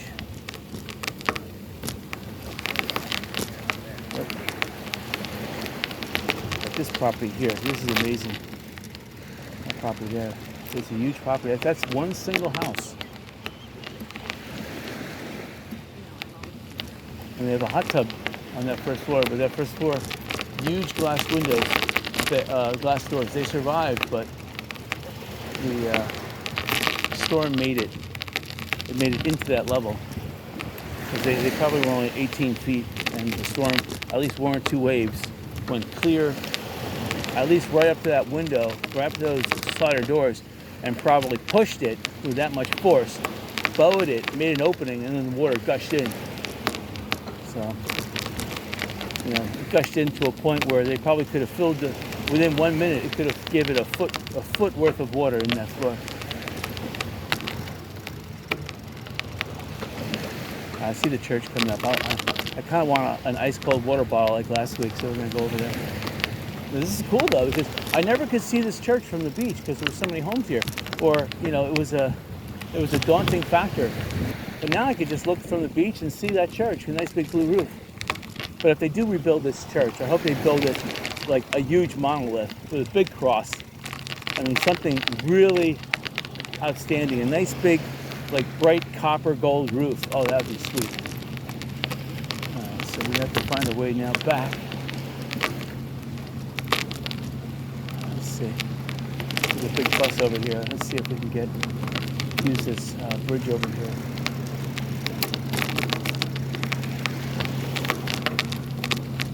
I know I'm gonna pop my tire. I just know it. I'm driving along these shells, almost not even looking where I'm bicycling, just crunching these shells, and a lot of these things, especially the apple murex shells, they're sharp inside. You break them in half. I mean, the Florida arc shells, the white ones, they're sharp too, but they're made a lot of calcium, so they're not too bad. But the murex ones are just plain old sharp inside. It's like cut porcelain. You gotta be careful bicycling over there. I guess I'm passing the bridge. Almost took a kerplunk there. Soft sand. All right. Well, we're gonna have to walk it. All right. I see a little opening here. We'll walk through here.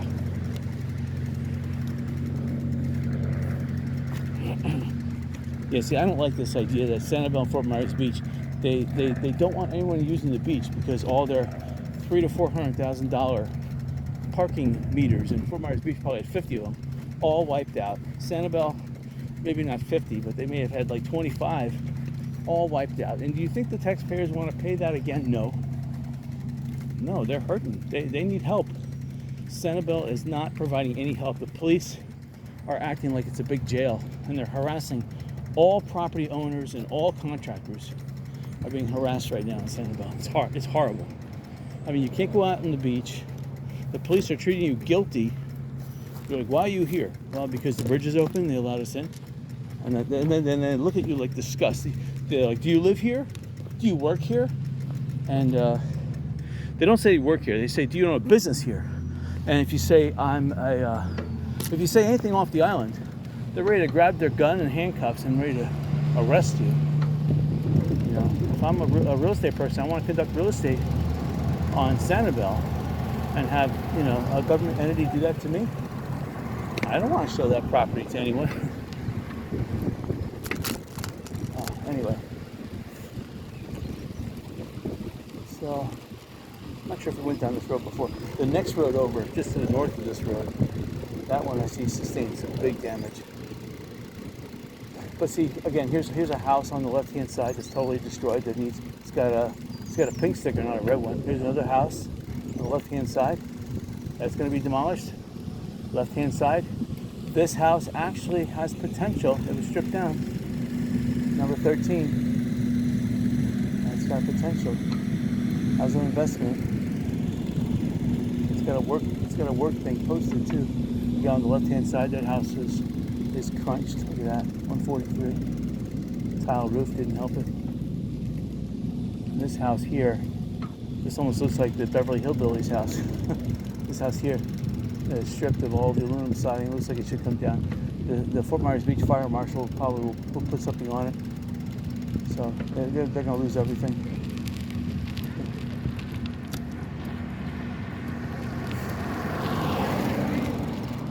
There's a duplex. Looks like they're trying to fix it. And somebody's got a converted van. Got one of these conversion vans. There's a sink and a refrigerator inside it. Hello. Do you own property here? Do I own property? Yeah. No, not here on Fort Myers Beach. There's some people going over here and taking stuff, it looks like, but I don't think that's the owners. Oh, I don't know. Are they a contractor? Sure doesn't look like a contractor to me. Yeah, that's a sad thing. What's the matter here?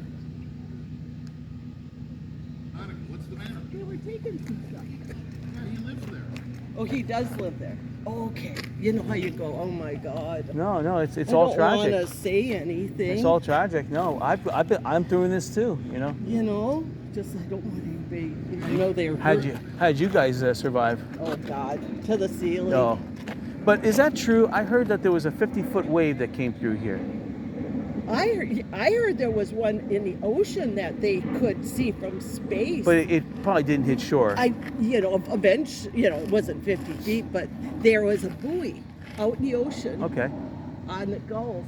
And yeah, I guess it hit 50. Wow. Okay, I'll have to look for that because they said they had video. Look from the ocean side. Okay. Look, there was some talk of some ocean, 52 feet, I think. Oh wow. Something like that. Yeah. So it did happen, but didn't make it. Wasn't right on shore. So how was your purple board? I know someone who's fixing their house with purple board.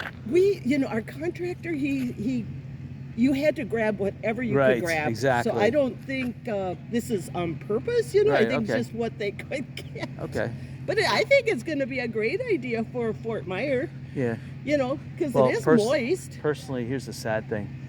Only about half the people in flood zone 1 had flood insurance because nobody expected a storm like this. Well, we had a little, because our neighbor, we've only had this place 2 years. Our neighbor said, she had all that, she got maybe $1,600 and you spend tens of thousands On of flood, dollars. that's all she got? This was Charlie. Oh, Charlie. Okay, yeah. So yeah. she goes, oh yeah, it was up to here. She got about $1,600, and she started running without, but she is on stilts. Right. So we went from 50 to 100, and we should have gotten 250. But the premiums are so dang high. Exactly. But at least Wow. all these places saved our house. So Exactly. we'll probably be out 100, but where that we can. You can manage that because you would have spent that money on insurance. Yeah. Yeah, what I've noticed is that you're having a lot of open space. And now with the tighter building restrictions and with the it's almost mandatory now you pay for flood insurance. Each home like this is going to be hit with a 10 to 15,000 minimum flood insurance, and with a huge deductible. And you're right, the $250,000 max will probably drop. See, that's what they were grabbing, so that's what I was going. But a lot of these homes here are going to be knocked down. Even this home here with the roof, I'm pretty sure that's going to come down. He's saying he's holding out. Yeah, well, but good luck. Who knows? Yeah. Good luck on that. I just want to check out the end of the street. Go way back there. That's where that mound house is. Yeah, the sad thing is that church is going to have to come down too. Yeah, they said that was coming down. Oh, man. Yeah. All right, well, you guys. God bless that church. That saved our. Yeah, yeah. All and that. They said all those little buildings here. Yeah. Right between these homes. Right. Created like a beaver dam. Oh, nice. In the beaver dam, and then the Held water back. would rush other, so. Yeah. But what about were you in your house when it came? We left that night. Oh, thank goodness. Yep. But no, the sad thing is that Fort Myers Beach is going to be one big RV resort. And the reason why I say that is because the fire marshal, if you notice, they're putting these yellow, pink, red's the worst one. And even the pink ones, there's high code now, high bar you have to cross. People are not going to do that. So all these homes like that's going to come down. All these homes here are going to come down. It's hard to say whether that will, obviously these will survive. That one, it may survive because they've done a lot of work. Well, Lonnie, we know the owner, and Lonnie tried to buy this guy's house, so. Oh, wow, that guy would be it might make it. Oh, he would be a fool not to sell. But, he wouldn't sell when he was asking. Oh, well, he better sell now. Yeah. Because the fire marshal sees that, and once that red sticker is applied, it's going to be hard to get rid of that. Yeah, you had to move fast. Lonnie moved fast. He fixed everything. Oh, nice. All right, take care. See ya.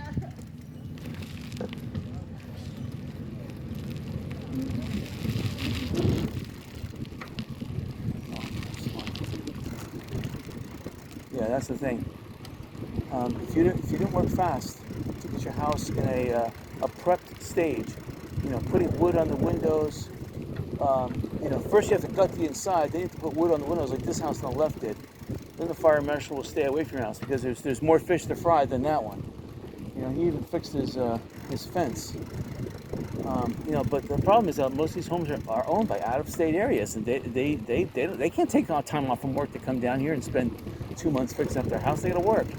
So that's what I'm saying. The Fort Myers Beach Fire Marshal just is like being empirical, and so homes down here, again, a lot of the energy was spent destroying the homes up street. So I can see now buying a home closer to the bay, you're not going to get the surge because now we're at a slope heading back towards the bay. We're closer to the water level. We're lower here, but the waves, because they hit the slope, they spread out. So she says the mound was back here. Oh, maybe it's this. Closed, no entry. Road access, loading.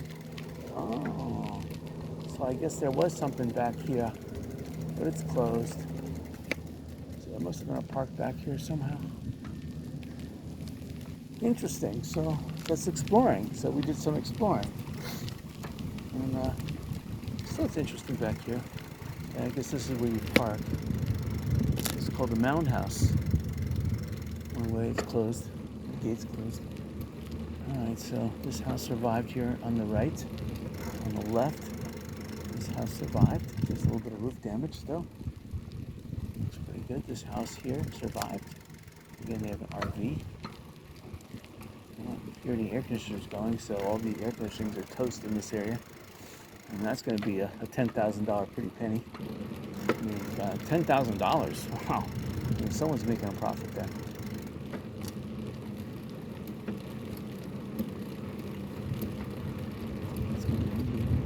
One big RV resort. That's what that Fort Myers Beach is going to turn into, because some people still have hope. They just came down from up north. They have that 2-month time off. They're going to take it with hope that they could fix their home. But after 2 months, and they run into this contractor roadblock, or these contractors just trying to charge you an arm and a leg to fix anything. Wow. Here, Mound House overflow parking. That's interesting. Way up here. See, if there was homes destroyed closer to the Mound House, they could put the overflow parking close. See, they're living in an RV here, so they can take it. Thank you. Good luck. Yeah, the Mountain House is closed. And the overflow parking is closed.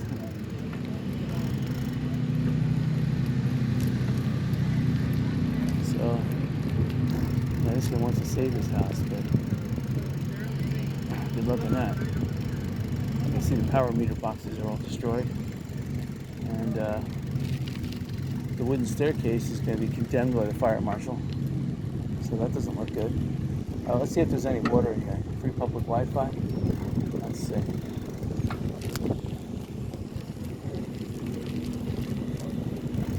It's the same guy from last week. Let's look through police officer. He's got a nice big gun there. Do you guys have any water? We do. They'll help you right up there.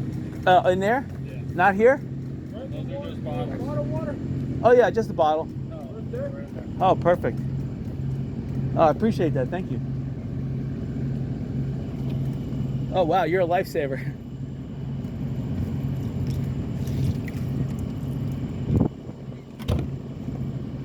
Oh.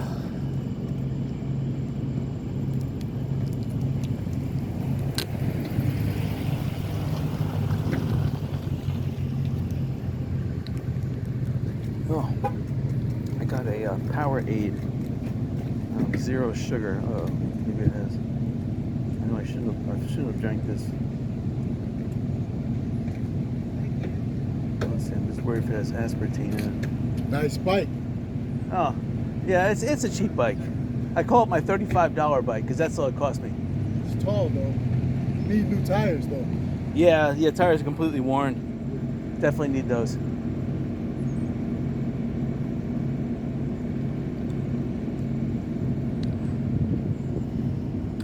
So that's the church. They're gonna have to knock it down because there's enough pillars in there that are damaged, and the floor, even though it looks like it's okay, sustained big major damage. The 20-foot wave that came through here, it did touch some of the rafters. So, and there were outer buildings here. The outer buildings were completely wiped out.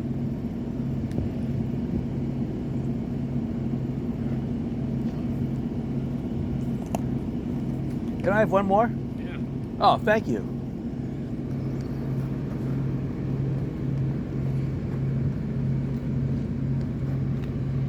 So terrible.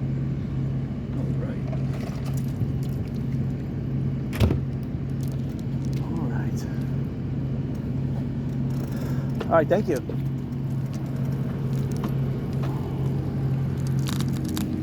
All right, so.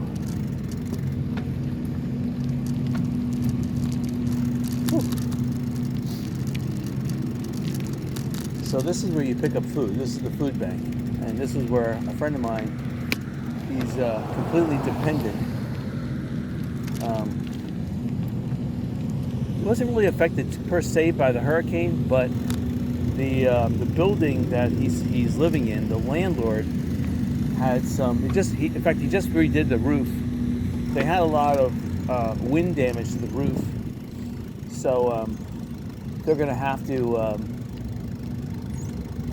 They're going to have to do some work on that, and they've been using the garage that he's been using for a storage area.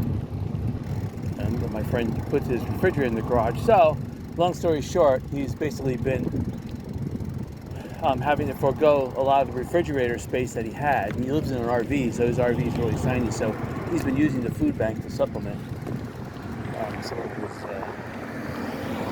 normal food. And he can't buy as much food, so he comes here for. Anyway, he had a lot of. His income was cut because everyone else got devastated. You know, the market of your products. When everyone is worrying about substance living, they're not worried. They're not buying lawnmowers or bicycles or heavy equipment. Then so anyway, he's looking to buy a house, but right now there has to be some legislation to allow people leniency. You know, if you buy a house and the Fort Myers fire marshal puts a condemned sign on it and you just bought it, you're waiting for insurance or you're waiting for something else, it puts a big dampener on trying to buy a property in this area. Anyway, so that church is really nice. I might stop by here later on today and get some water. I like taking water out to the tennis courts, and I started playing tennis again, even though my tennis rackets got burnt up in a freak fire in my garage. I had some lithium batteries were just, they escaped the flood, but there was still like 3 inches of water in my house, and I must have moved the plastic bag, and it caused an avalanche for some reason, and the lithium battery took a 1 second plunk into the water. I pulled it out, I put it on top of my tennis bag to dry out, and it didn't take long. It was unplugged, but the adapter was still on it, and the adapter must have a capacitor, and the capacitor sent some electricity into the battery, and the battery heated up, I guess, above 130, and it totally ignited. And when lithium burns, it's a really big yellow flame. A yellow flame with like no smoke. It's burning almost pure, total energy. And it's hot. It's a hot yellow flame. And it only took 3 seconds. I saw it burst. I ran because I was mowing my front lawn. And by the time I got there, it had melted my tennis rackets, melted all the strings, and it caught my bag on fire. And I had to throw the bag out. I got some of this burning plastic lithium on my hand. I had to put that out. And then, unfortunately, the tennis rackets were toast. So I have to borrow someone else's tennis rackets. But I bought new shoes. My shoes got flooded. I bought new shoes that I paid not necessarily top dollar. I got a good deal. See, people are parking here at Fresh Catch. See, that's a business opportunity. Put a food truck right there. And all this property, this Red Coconut RV Resort, the Fort Myers Beach RV Resort, this is an investment opportunity. Here's a company, Impressa Modular, trying to sell modular homes. That's interesting.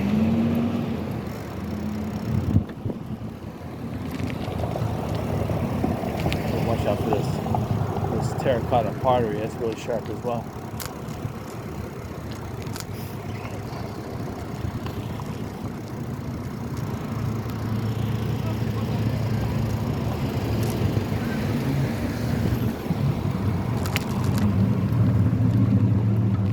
Trucks is all we got here on the island.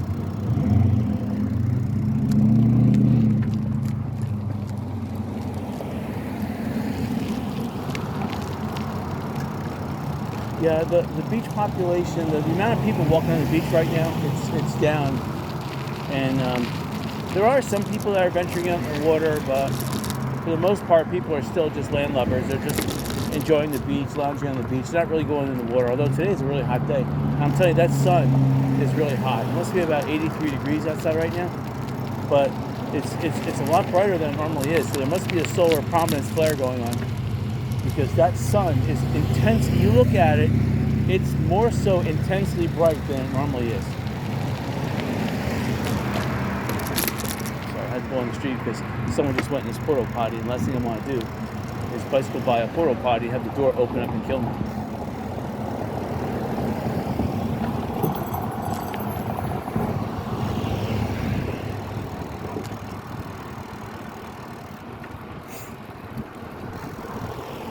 Again, if you're a contractor, you can do drywall, electrical, ceiling, you name it, plumbing, painting.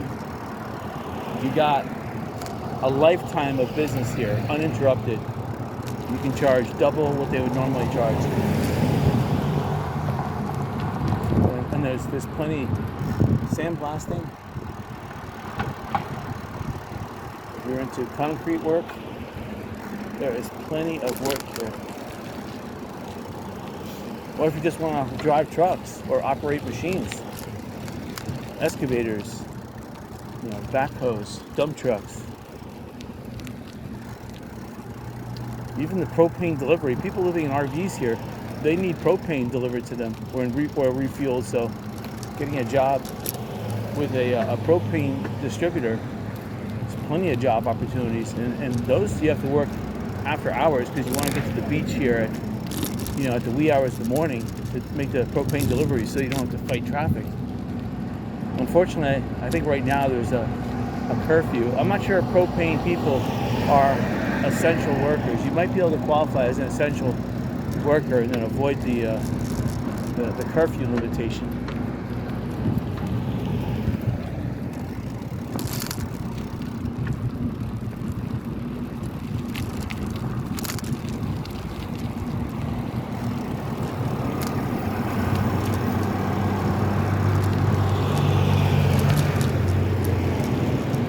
All the churches got destroyed, and that's a lot of income on Fort Myers Beach.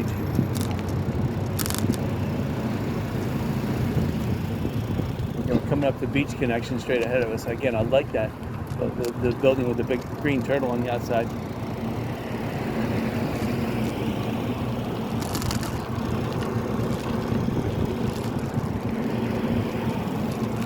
See, Keller Williams has a temporary trailer here. That's you can't practice real estate in a temporary trailer. So unless she's living there.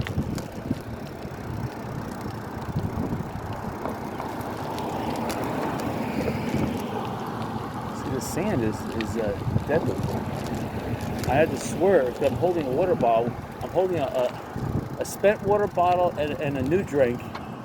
And I almost crashed, but I had to do the skid, drive through the skid to maintain stability maneuver.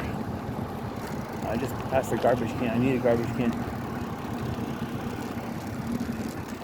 I'm looking down. Oh, I see a garbage can down there. Oh, terrible. I'm looking for a garbage can. Should drive back.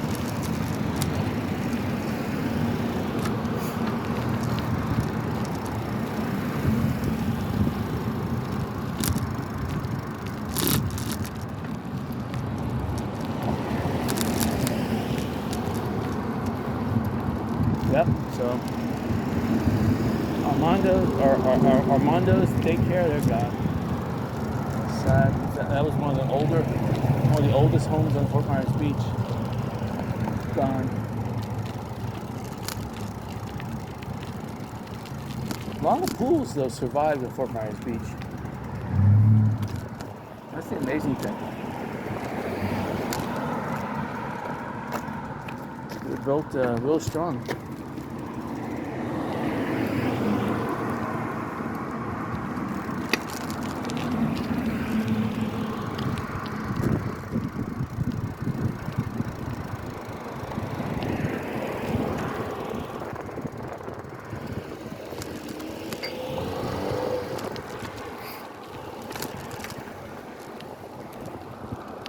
Yeah, this building has to be knocked down. It says Hoosiers in the window. Terrible. Again, people are parking here, you know, and you know what they're doing. They're at the beach.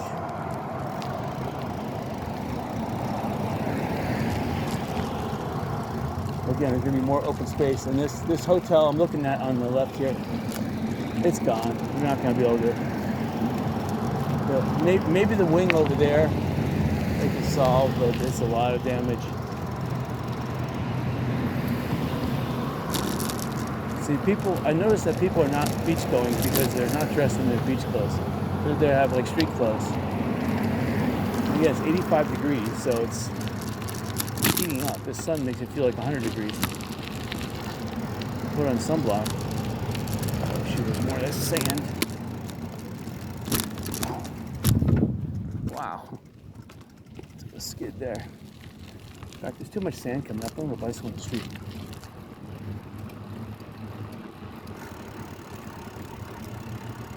I have to fight this sand here too.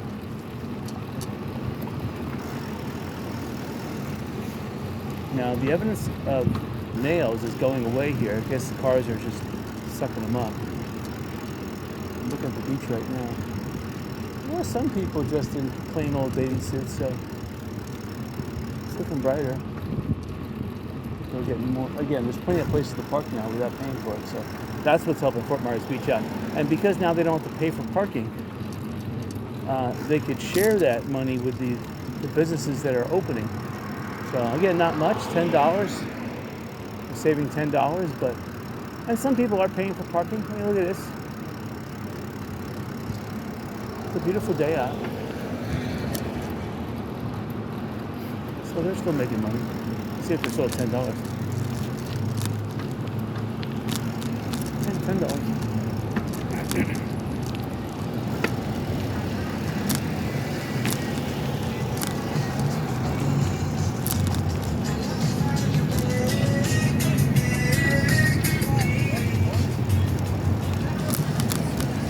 That's the thing though, without a 7-Eleven here, people are lost. This is where they got their drinks, their ice, their beer.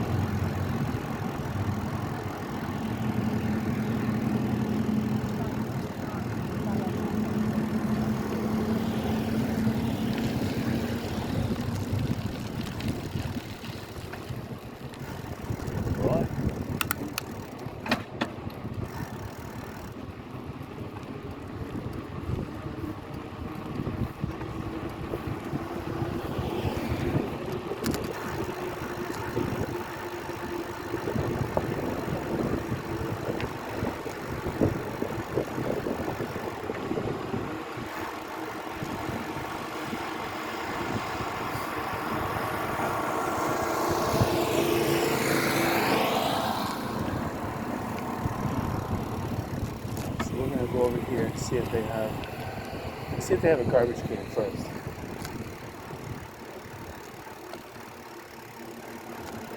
Oh, looks like someone's cooking over here. This is interesting. Yeah, they have their food prep outside.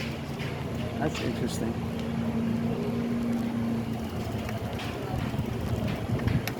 It says Yucatan Beach Stand. Interesting. I didn't see a garbage can though. Let's try some up here. See what's going on.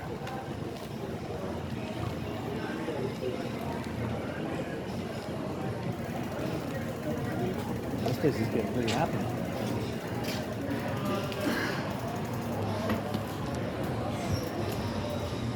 Oh, it's still closed. But it's crowded in there.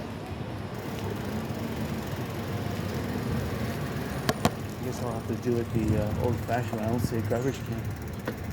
Oh, terrible. I should have. Oh, there's a garbage can. Thank God. It's coming up. Oh, wonderful. Just when I lost hope. The last garbage can before exiting the island. 2 points. Oh, nice. See, now I can hold the steering wheel with one hand and open this one with the other hand.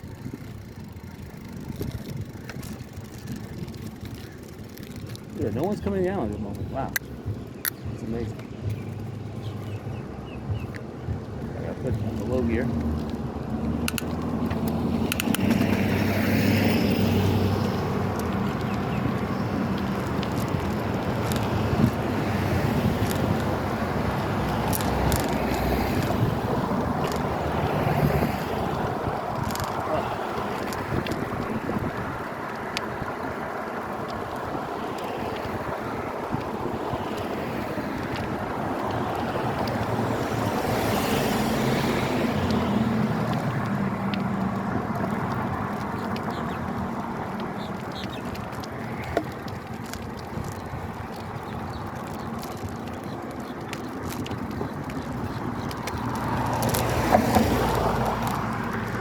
Oh, all right.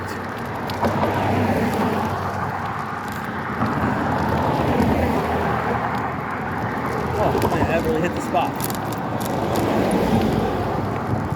So, on this bridge, tons of nails and glass. In fact, it's worse this week. There's been a lot of trucks dropping stuff off and spilling over the trucks onto the road here. Oh, wow. Let's see, I'm about halfway up the bridge.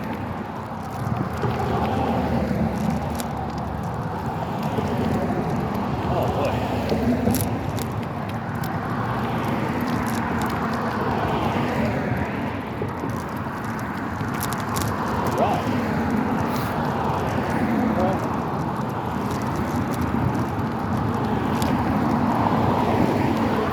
An easy contracting job in this area would be shingles. So if you really want to break into the market and you're able to get a roof contracting license, then between $20,000 and $25,000 is what the average price of a roof is.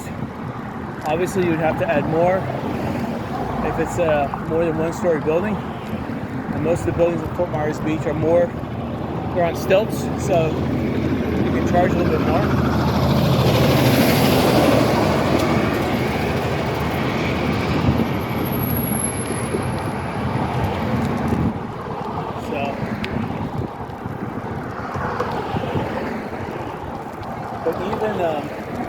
Even fishing jobs, like working for the shrimp boat, working on a shrimp boat,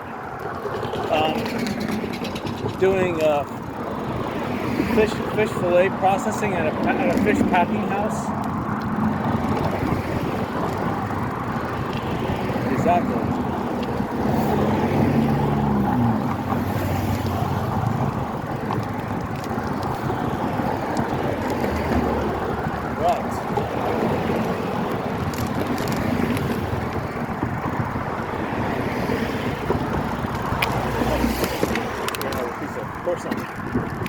All right.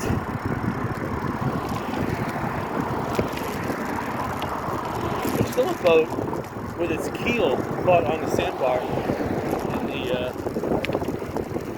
Cerro Bay Channel here.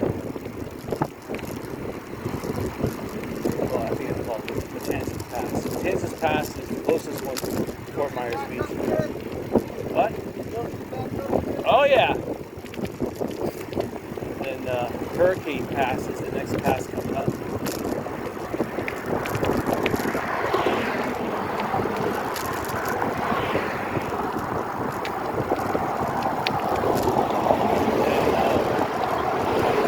And, over here on the right, you want to rent a spot. You got to bring your own modular home, but spots are available.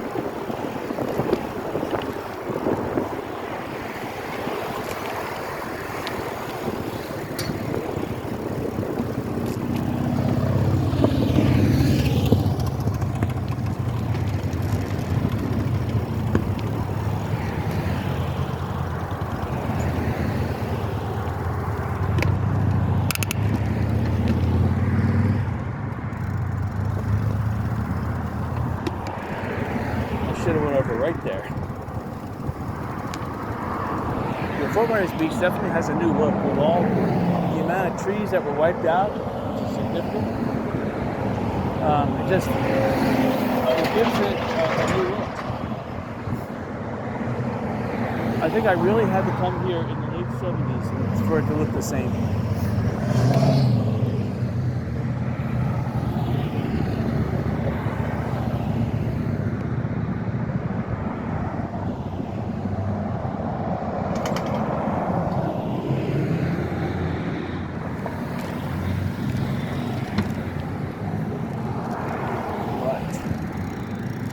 That's it. I hope you enjoyed today's video. Probably next weekend. It's debatable whether I can do Sanibel or not. I have to spend a little bit more time on my house, but there should be some garage sales next weekend, so that should happen next Saturday. But we'll see.